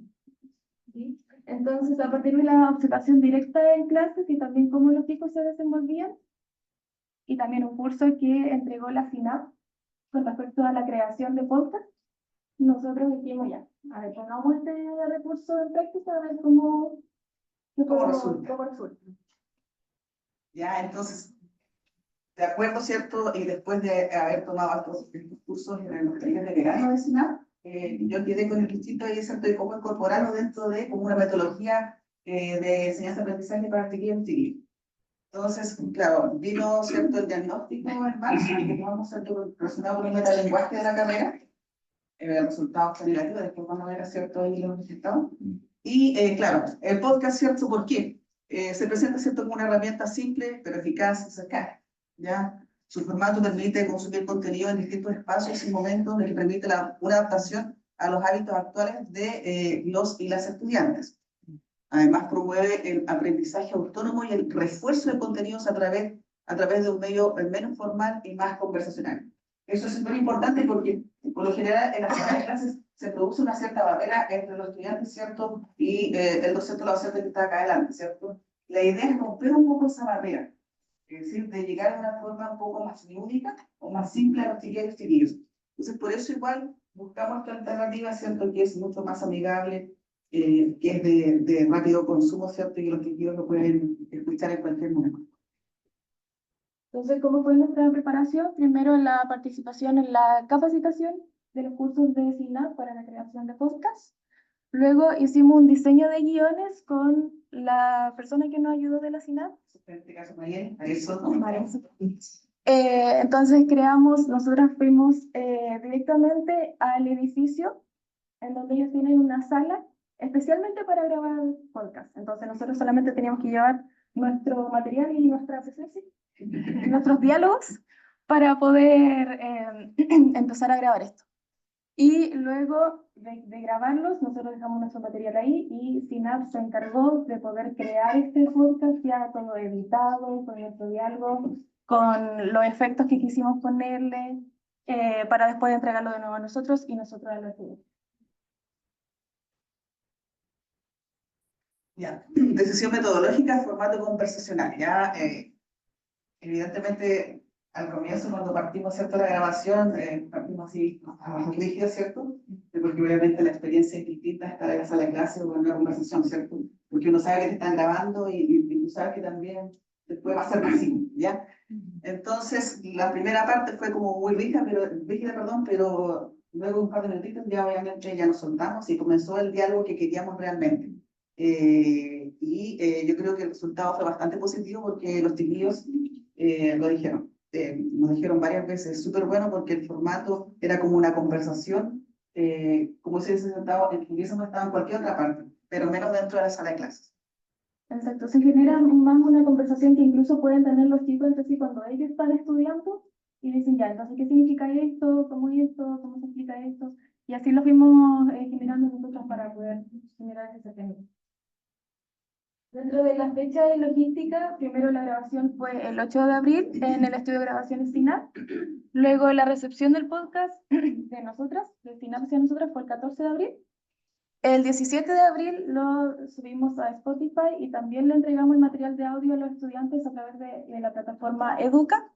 Y finalmente tuvimos una nueva evaluación en la semana del 21 al 25 de abril, porque este diagnóstico era una mezcla también entre lo que ellos podían entender del podcast y estudios de textos y otras materias que habíamos visto en clase. Y ahí están los primeros resultados. El número de estudiantes era aproximadamente de 20 y tantos, 27, sí. Obviamente ahí en verde ven la suma de resultados con apoyo de SINAP y la suma de resultados sin apoyo de SINAP, ¿ya? Si se dan cuenta, sin el apoyo, es decir, en la primera parte del diagnóstico, el resultado fue negativo, como no se le mide, ¿ya? Pero una vez que SINAP entró, ¿cierto? Y obviamente tuvimos el apoyo para la grabación de los podcasts, claro, el resultado fue muchísimo mejor, ¿ya? La estadística era como de un 18% de reprobación en la primera parte, o de aprobación, perdón, a un 70 y tanto por ciento de aprobación después del podcast. Entonces, igual tuvo su efecto muy positivo. Sí, en cifras exactas, bueno, eran 27 estudiantes. La primera vez que hicimos el control, 5 estudiantes aprobaron y después 22 estudiantes aprobaron después de aplicar el curso. Como una reflexión final, bueno, claramente se observó una mejora en el rendimiento de los chicos, no solamente en el control, sino que también en cómo ellos pudieron explicar sus conocimientos dentro de la sala de clase, porque también estos cursos también son muy orales, ¿sí? Buscamos conversación con los chicos, que ellos se puedan explicar, para saber que ellos están adquiriendo el conocimiento y también la tecnología. Entonces, también ellos tienen presentaciones y ahí también se pudo observar la adquisición del conocimiento de los términos. Entonces, el uso de este podcast demostró ser una estrategia eficaz para poder acercarse a los chicos y queda como desafío evaluar su impacto dentro de otros años o cursos dentro también de la carrera o en otras carreras. Las proyecciones, crear series temáticas sobre errores frecuentes, y como alguien, ¿cierto?, en la presentación anterior decía que aprendíamos del error, ¿cierto?, que no es cierto, al estilo Mokiyoki, ¿cierto?, a prueba de error. Y claro, las culturas orientales ven al error, ¿cierto?, como algo positivo, es decir, una vez, ¿cierto?, se acepta como algo positivo, pero si tú empiezas a repetir muchas veces los errores, ya empieza a ser algo negativo, ¿ya? Entonces aquí, evidentemente, es tratar de buscar, ¿cierto? Y de recoger los errores y verlo, ¿cierto? De la perspectiva positiva, es decir, cómo los chicos pueden aprender, ¿cierto? De sus propios errores. Dentro dentro de las estrategias que nosotros tenemos dentro de la sala de clases, se produce mucho esto de la retroalimentación, ¿ya? Es decir, el chico trabaja, ¿cierto? En clases, pero al mismo tiempo nosotros vamos retroalimentando, ¿cierto? El trabajo de ellas y ellos. ¿Ya? Entonces, igual se genera un diálogo permanente dentro de la sala de clases. Y obviamente eso hace que también ellos se apropien más todavía, ¿cierto?, de la labor que están realizando. 2, incluir a estudiantes en la producción de contenido como estrategia evaluativa. 3, recursos previos a evaluaciones, integrando en planes de nivelación e incorporar medidas de accesibilidad como transposiciones o subtítulos. Es decir, igual, hay desafíos que obviamente nosotros queremos llevar a cabo. Es decir, sin la ayuda de SINAP tampoco hubiésemos podido grabar el podcast. Es decir, para empezar por ahí, ya yo creo que son espacios que hay que sacarle provecho. Últimamente me lo han reforzado bastante, así que yo creo que prontamente vamos a estar ahí nuevamente en el estudio de grabación y ya tenemos ya conversaciones con otro docente para que nos apoye, ¿cierto?, en esta segunda parte. Como estrategia para los chiquillos es súper buena porque ellos no pueden utilizar o pueden escuchar un podcast, ¿cierto?, en sus casas, ¿cierto?, mientras van de la universidad a la casa o viceversa, ¿cierto? Entonces, espacios hay. Y obviamente la idea es que no les genere una carga extra, ¿ya? Porque evidentemente todos estamos, ¿cierto?, con cargas de distinto tipo, ¿cierto? Los estudiantes también. Entonces eso es como para reforzar un poco, ¿cierto? O viene a reforzar un poco el contenido del aula. Básicamente eso. Y nada más. Finalmente está el código QR, pues si alguien le interesa. El código QR siempre se nos lleva, en este caso, a la podcast. Así que eso por nuestra parte, así que muchas gracias.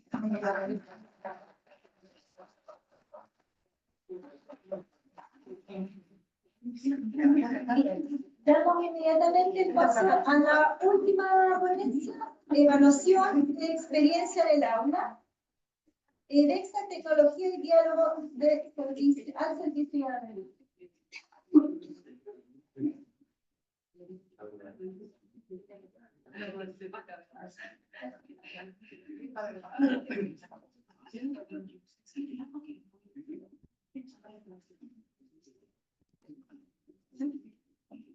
Voy pasando aquí. Sí, ahí está.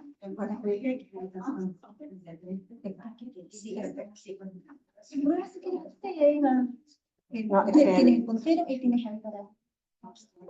Tienes que apuntar a la computadora. ¿Funciona o no funciona? Mejor desinstala. Sí, ahí. Con este. El tercero. Bueno, muy buenas tardes a todos, a todas. Muchas gracias por quedarse hasta ahora y escuchar esta experiencia que le queremos compartir desde la Facultad de Ciencias de la Salud. La verdad es que no tenemos una comunidad de aprendizaje.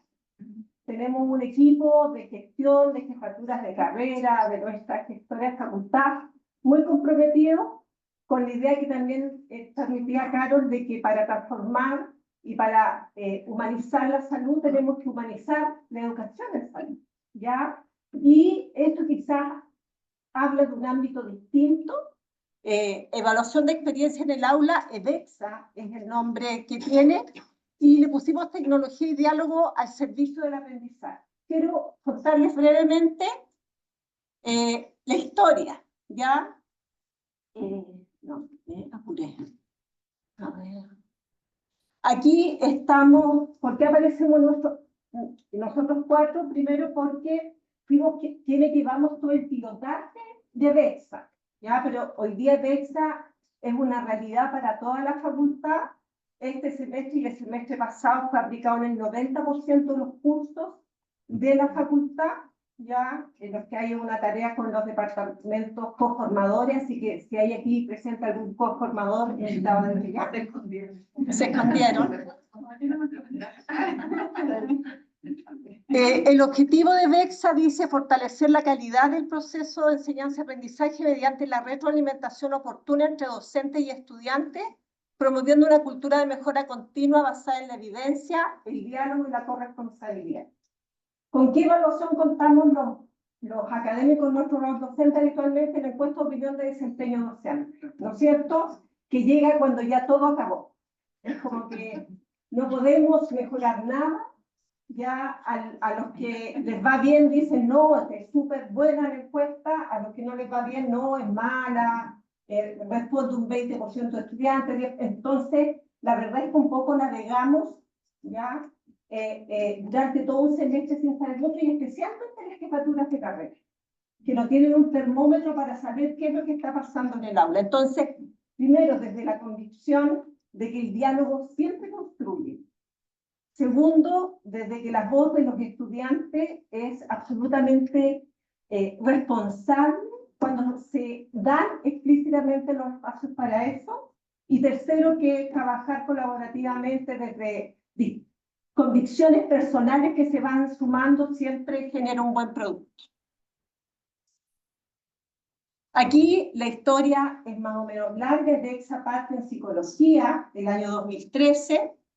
Ya como psicología comenzó el 2012 rápidamente, nos dimos cuenta quienes implementamos la carrera de que era necesario ser muy cuidadosos en la implementación de los cursos para ver si efectivamente nos estábamos adecuando a los resultados de aprendizaje, a lo que el modelo educativo implicaba, pero era una evaluación que se hacía una conversación con una pauta muy simple que evaluaba 4 ámbitos: conceptual, que he aprendido en el curso, fortaleza y aspectos a mejorar, metodología de la clase, lo mismo, fortaleza y aspectos a mejorar, evaluaciones y la relación docente-estudiante que se producía en el aula, ¿ya? En psicología se fue volviendo una tradición. Los estudiantes incluso decían, bueno, ¿y cuándo hacemos la evaluación de proceso? Era como un hito esperado. Y bueno, como hito esperado vamos a ver después de que nos dimos cuenta el 2022, pero existía en la cultura. Y en 2018, cuando se crea la Facultad de Ciencias de la Salud, es asumido como una estrategia de facultad, ¿ya? El 2021, en nuestro primer PEP de facultad, uno de los proyectos era el fortalecimiento de los mecanismos de aseguramiento de la calidad del pregrado, ¿ya? Y el primer paso fue hacer una evaluación. ¿Cómo se estaba implementando? ¿Qué decisiones se habían ido tomando en función de esta evaluación de proceso? Porque yo aprendí hace muchos años, porque yo soy de las seniors que hablaban el día de la mañana, seniors, asumidas, muchas veces uno evalúa y no toma decisiones respecto a esa evaluación. Entonces, en ese sentido, mejor no evaluar, así no se vuelve solo una tarea. Entonces, esta evaluación para la toma de decisión. Nos dimos cuenta que si bien estaba implementada en algunas carreras más que en otras, porque aquí la convicción de la jefatura de carrera es fundamental, ¿ya? Una jefatura de carrera que entiende el sentido mucho más allá de la tarea, ¿ya? Porque uno transmite lo que uno cree, ¿ya? Nos pasaba que muy pocos estudiantes a veces participaban. En un curso 3 se tomaban el micrófono y planteaban su punto de vista y el resto del curso callaban. O algunos profesores decían, ya hablen ustedes primero y después me cuentan. Entonces era como una especie de asamblea. Se fue distorsionado, ¿ya?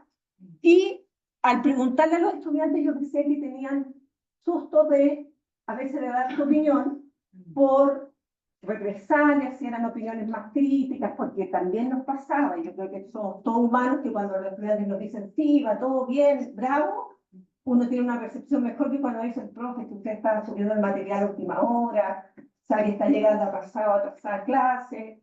Entonces, también la actitud con la que los distintos docentes recibíamos esta retroalimentación también era distinta.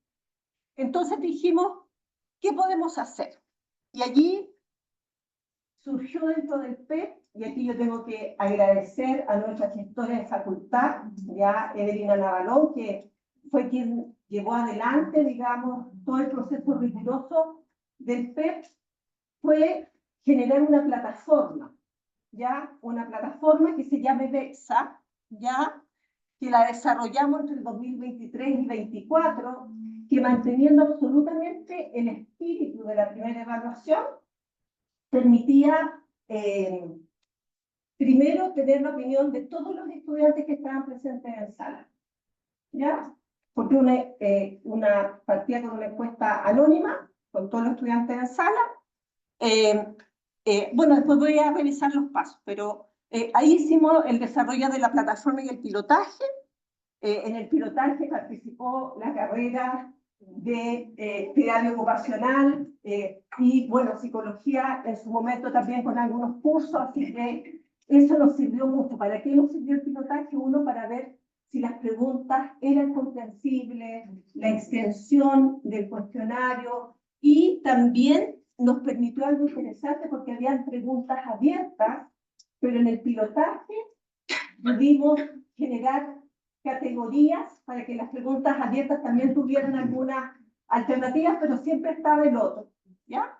El otro como puedes agregar más, ¿ya? Y este año se hicieron los ajustes y se aplicó en todos los cursos de la carrera, bueno, con un 90% de logro, o profesores que por temas de planificación o de otros, después vamos a hacer el análisis de eso, no pudieron.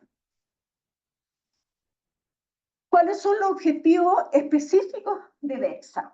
Uno, identificar los avances, las dificultades y las oportunidades de mejora en los procesos formativos dentro de la asignatura. El VEXA se aplica entre la semana 8 y 10, justo a mitad del semestre. De tal manera que nos queda, y después de hecha la primera evaluación, primeras dos evaluaciones, de tal manera que nos permita hacer ajustes. Promover la autorregulación docente y la reflexión pedagógica. A veces uno dice, oye, queremos que los estudiantes sean más autocríticos, que los estudiantes también se miren su propia práctica. Bueno, también es un ejercicio necesario para nosotros. Ya creo que esto también es formativo, ¿ya? Fomenta la participación activa y responsable del estudiantado entre las resistencias iniciales, porque ustedes saben que todo cambio trae una resistencia. Estaba, no, que los estudiantes, ¿por qué me van a evaluar a mí? Primero, instalar que no era la evaluación del profesor, era la evaluación de la experiencia en el aula, ¿ya? Y también que los estudiantes, y aquí veo varios estudiantes, se sientan corresponsables de lo que pasa en la sala de clase. Porque cuando las cosas salen mal, ¿qué dicen los estudiantes? No, que el profesor que no motiva. ¿Y qué dicen los profes? No, es que los estudiantes vienen mal formados, es que no estudian. Entonces quiere ponernos en el medio. A ver, en este espacio, ¿ya? ¿Cuáles son los aspectos que estamos cuidando para acercarnos a la meta juntos? Fortalecer la comunicación y el diálogo pedagógico en el aula y generar compromisos conjuntos orientados a la mejora continua. O sea, esto no es una catarsis, no es es un espacio para que nos pongamos de acuerdo sobre cómo podemos mejorar el resto del semestre. Aquí, ¿cuáles fueron los pasos? Primero, la capacitación docente. Nos dimos cuenta que a veces esto era transmitido como una tarea. Hay que hacer la evaluación del proceso, sin ningún contexto. Entonces podía parecer como una tarea burocrática, como un trámite, como un checklist.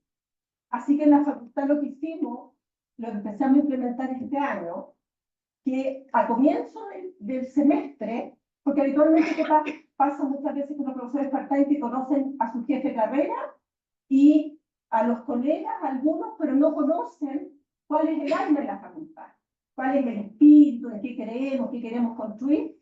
Por lo tanto, estamos haciendo reuniones iniciales, que todas las carreras lo tienen con su planta part-time, pero eso comienza con una entrada, digamos, con la decanatura de la facultad, en que transmitimos esto, y les hablamos de VEX. Y le decimos, y hablamos de reglamento y otras cosas más, pero el espíritu de la EXA. Algo que también nos dimos cuenta es que a veces uno en lo cotidiano va transformando muchas cosas en tareas, en checklists. Y ahí cualquier piedrecita de este corte se hace enorme. Cuando uno tiene cuál es el alma, lo puede hacer mejor. En la aplicación misma, en una primera parte se socializa con los estudiantes los objetivos, tal como yo se los estoy diciendo a ustedes. Después viene la encuesta, que es anónima. Ahí se evalúan en general aspectos que tienen que ver también con lo conceptual, con el uso de tecnología, con las metodologías, con la evaluación, con la relación del grupo curso y la relación profesor-estudiante. Toda esa parte es anónima. Después se produce un diálogo, porque hay distintos tipos de preguntas. Algunas van a haber respuestas, se responden con emoticones, otras con estrellitas y otras de respuestas. Después está este espacio de diálogo y finalmente se firma un acta de acuerdo. Y esta acta de acuerdo la firma un representante del curso y el profesor o profesora a cargo. Y esto permite tomar decisiones. Primero, a nivel individual, porque a cada profesor le llega su propia evaluación en EXA. Entonces ya hay un primer momento. Un segundo tiene que ver con la jefatura de carrera. Ya ver si hay temas que se repiten, si hay temas con la evaluación, si hay temas, o si hay temas, vamos a ver en algunas que hay que tomar decisiones específicas. Y también la decanatura puede visualizar todas las evaluaciones de la facultad. Resultados de VEXA, por ejemplo, aquí, cuando uno lo está aplicando, te aparece la cantidad de respuestas. Entonces, y tiene un tiempo de aplicación para la encuesta. En general, responde el 100% de los que está en el curso. Si ustedes se fijan, dedito para arriba sí, dedito para abajo no, que es un lenguaje muy cercano a los estudiantes. Han empleado herramientas tecnológicas. En este curso, no fue a propósito, pero este curso era bastante bien evaluado. No es así en todos los cursos. ¿Ya? Conocen las competencias genéricas que desarrollarás en el curso. 88% sí. Uno diría, todos los estudiantes debiesen conocer las competencias genéricas, pero ya es un gran avance, casi 9 de 10 los conozcan. Elige el emoticón que mejor represente tu experiencia general con el curso, 60% felices y un 40% feliz, pero no tanto, pero felices. Y ahí, cuán satisfecho estás con los contenidos impartidos, eso es con estrellitas. Acá están lo que les decía de que ahí, a partir de la aplicación piloto, pudimos ver que esas eran categorías que aparecían. Claridad en las preguntas de las pruebas. ¿Ya? Más evaluaciones prácticas. Van tomando tamaño de acuerdo a la cantidad de veces que aparecen. ¿Ya? Entonces también para el profesor y para el jefe de carrera y para decanatura. Acá hay otro en que tienen respuestas abiertas. ¿Qué aspecto de la experiencia en este curso consideras importante en el avance del proceso? Encuentro que está todo bien, los contenidos son adecuados y enriquecedores, cumple con todos los requisitos para que se realice de la mejor manera, las salidas a terreno, qué sé yo. Esto, acá por ejemplo, más actividades interactivas, una información para el profesor.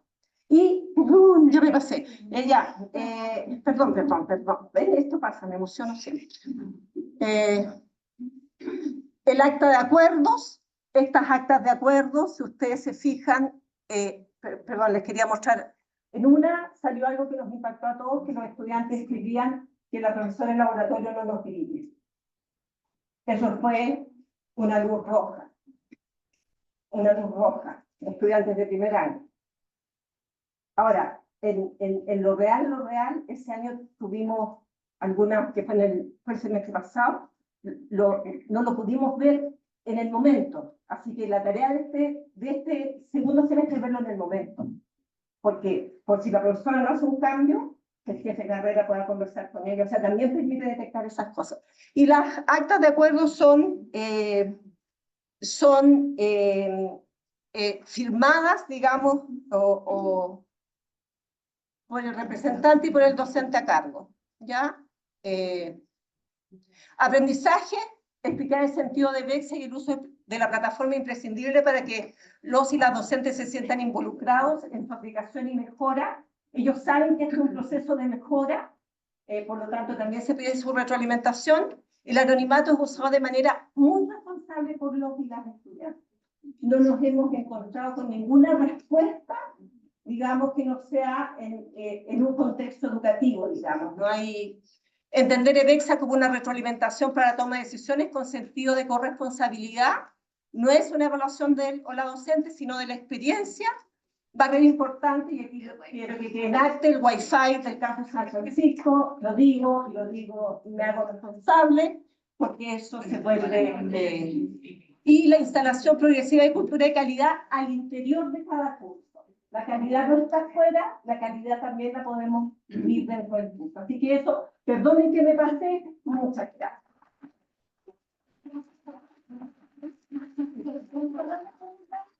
Nosotros invitamos a los expositores para ver si hay preguntas, comentarios, felicitaciones, todo lo que ustedes quieran destacar de lo positivo que tenemos.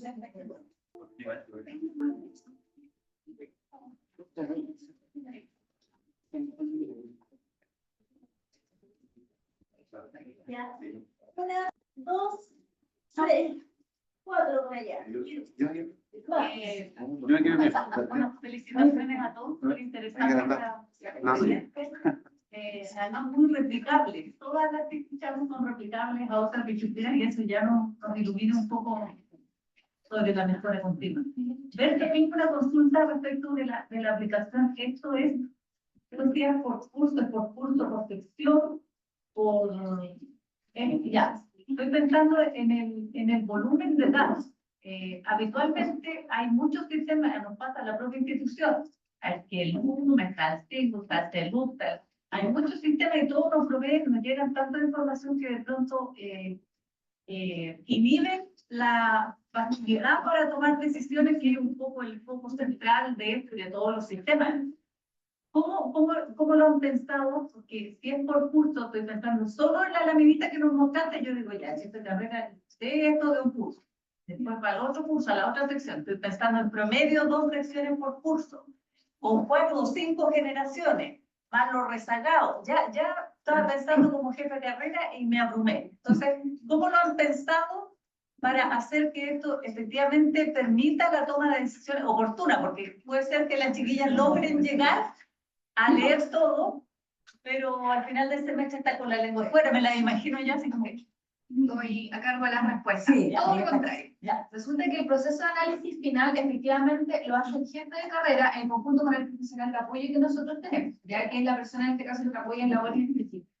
Entonces, lo que tú haces es justamente analizar, pero las respuestas son tan inmediatas y tan específicas que no te demoras más de 1 hora en hacer un análisis, ¿ya? Entonces, lo que haces tú en el fondo es por curso, sacas un genérico de cuántos, por ejemplo, estrategias o cuántos cursos requieren una estrategia de retroalimentación más inmediata, cuántos cursos requieren un proceso de práctica más inmediata. Entonces, eso lo llevas a una ficha que se presenta en el consejo de carrera y el consejo de carrera toma la decisión de cuáles van a ser las acciones inmediatas a pensar. Cuando se implementó, efectivamente todos pensábamos lo mismo, pero después lo que ocurre al final es que es mucho más rápido que cualquier otro proceso de análisis que tenga plataforma institucional, por ejemplo, porque la respuesta la tienes in situ. Entonces, este es el proceso como de implementación. En el fondo, como experiencia, como jefa de carrera, en realidad es como lo más rápido que tengo para poder analizar una mejora inmediata. Llega entonces como si automáticamente el profesor aplicó la evaluación y tú a los 5 minutos ya tienes desde tu plataforma acceso a todo el reporte de la aplicación, es inmediato. Para complementar, que se puede revisar de manera individual, ya sea por curso docente y también como filtración de datos. Si lo quiero ver, no sé, filtrar los resultados de los cursos de la primera generación o de la segunda generación, por docente, por sigla, por sección. Es súper amigable el sistema para poder analizar. Considerando también que cada carrera tiene sus particularidades y uno puede, de cierta manera, poder identificar cuáles son los cursos sensibles que tenemos por generación. Muchas gracias.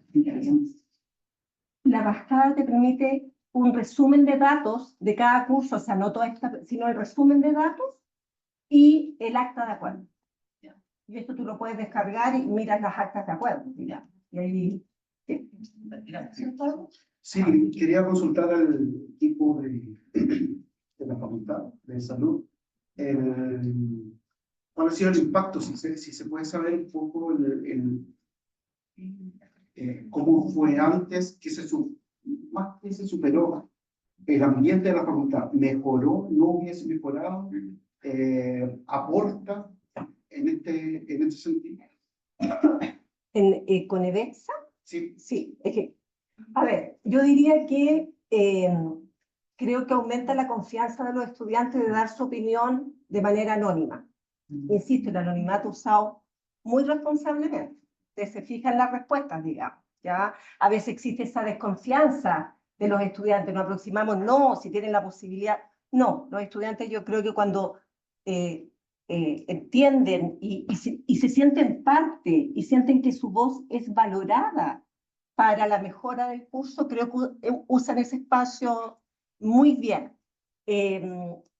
Creo que, mira, quizás la medida que podemos tomar es que a veces en la encuesta de opinión de desempeño docente, esta evaluación, ya, en la modalidad antigua, los estudiantes dicen, después de la evaluación de proceso se notó una mejora en tal cosa, o sea, es un hito que es sentido como un momento en que uno puede enmendar la ruta. En general, bien. Y en los profesores, yo te diría que en general bien también, aunque siempre hay algunos que se resisten un poco más, que les cuesta un poco más la retroalimentación cuando Me imagino también, y es súper valorable, yo creo que es un camino también, personalmente pienso que debemos acceder, que el vocabulario es de facultad de medicina. De ciencia de la salud. De ciencias de la salud, y el sentido que tiene también está asociado, que es distinto a la opinión docente, que es algo genérico y muchas veces hasta el propio se relaciona con lo que se está preguntando. ¿Sí? Sí. No. Y, o sea, no, pero sí en el sentido de que efectivamente es un proceso sentido como mejora para toda la facultad, que no es una carrera o la otra, somos todos que estamos pensando, porque para nosotros también hay que declararlo, para la docencia es el corazón de la vida universitaria, y la vinculación, la investigación, la gestión tienen que tocar a la docencia, mejorar la docencia. Eso, perdón. En el tiempo, tenemos el honor de contar con una estudiante. Sí, respecto al briefing, tengo entendido que, de lo que entendí, que esto que evalúa cómo reacciona el estudiante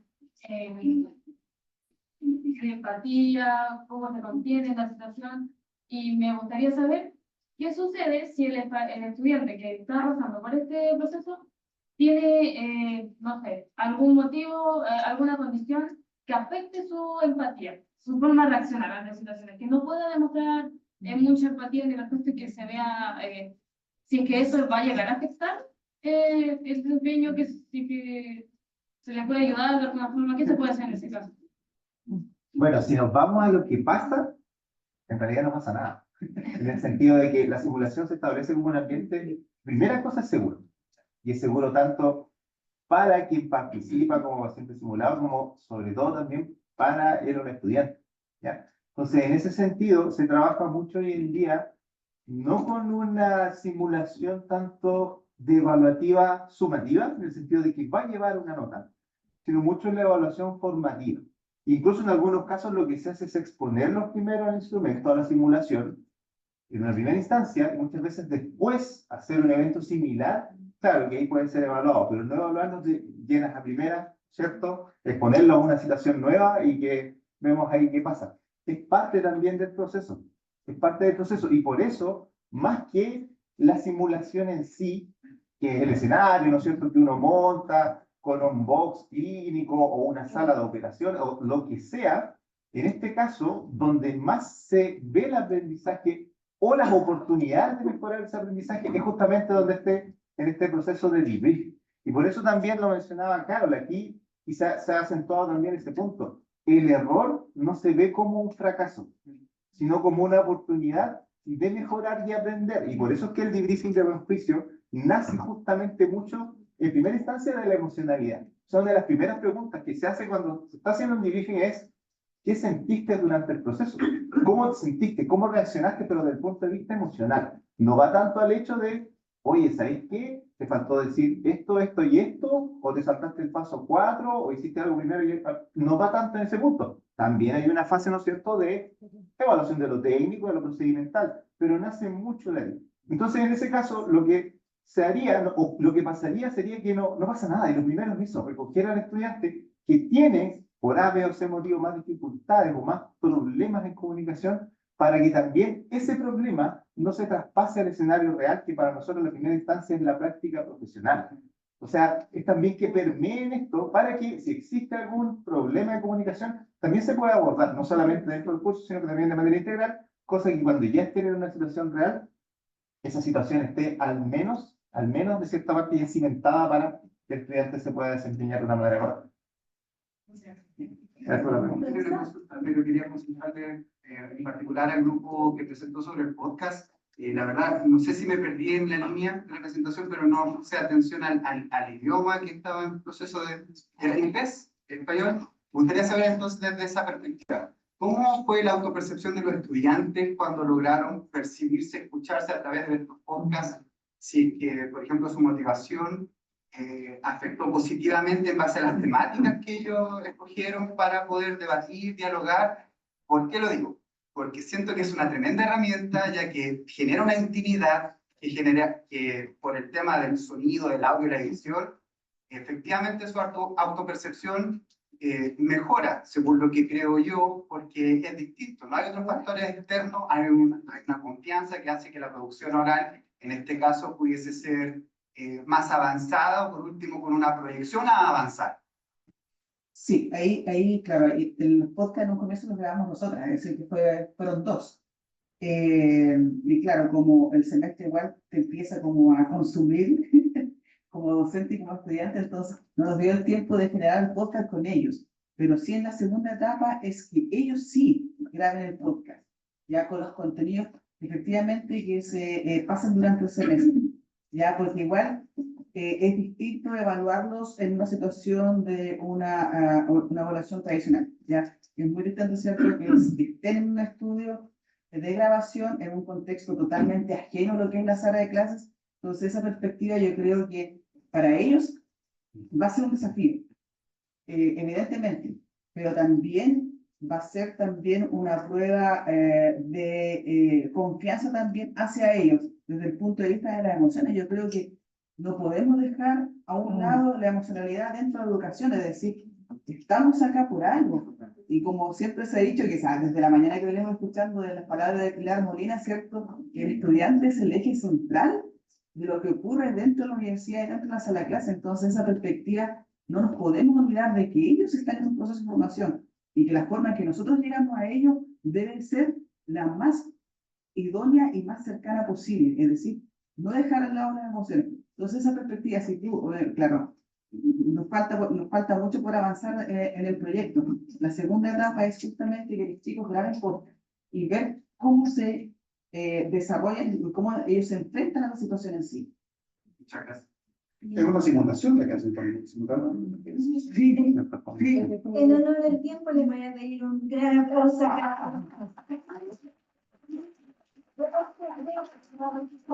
Está también desde la pantalla y ella les envía las felicitaciones, dice que son excelentes las presentaciones que aprendimos. Bienvenidos a una próxima que les vaya muy bien.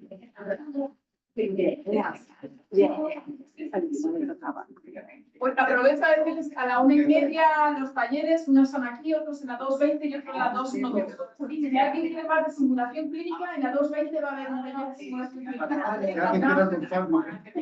Pero primero nos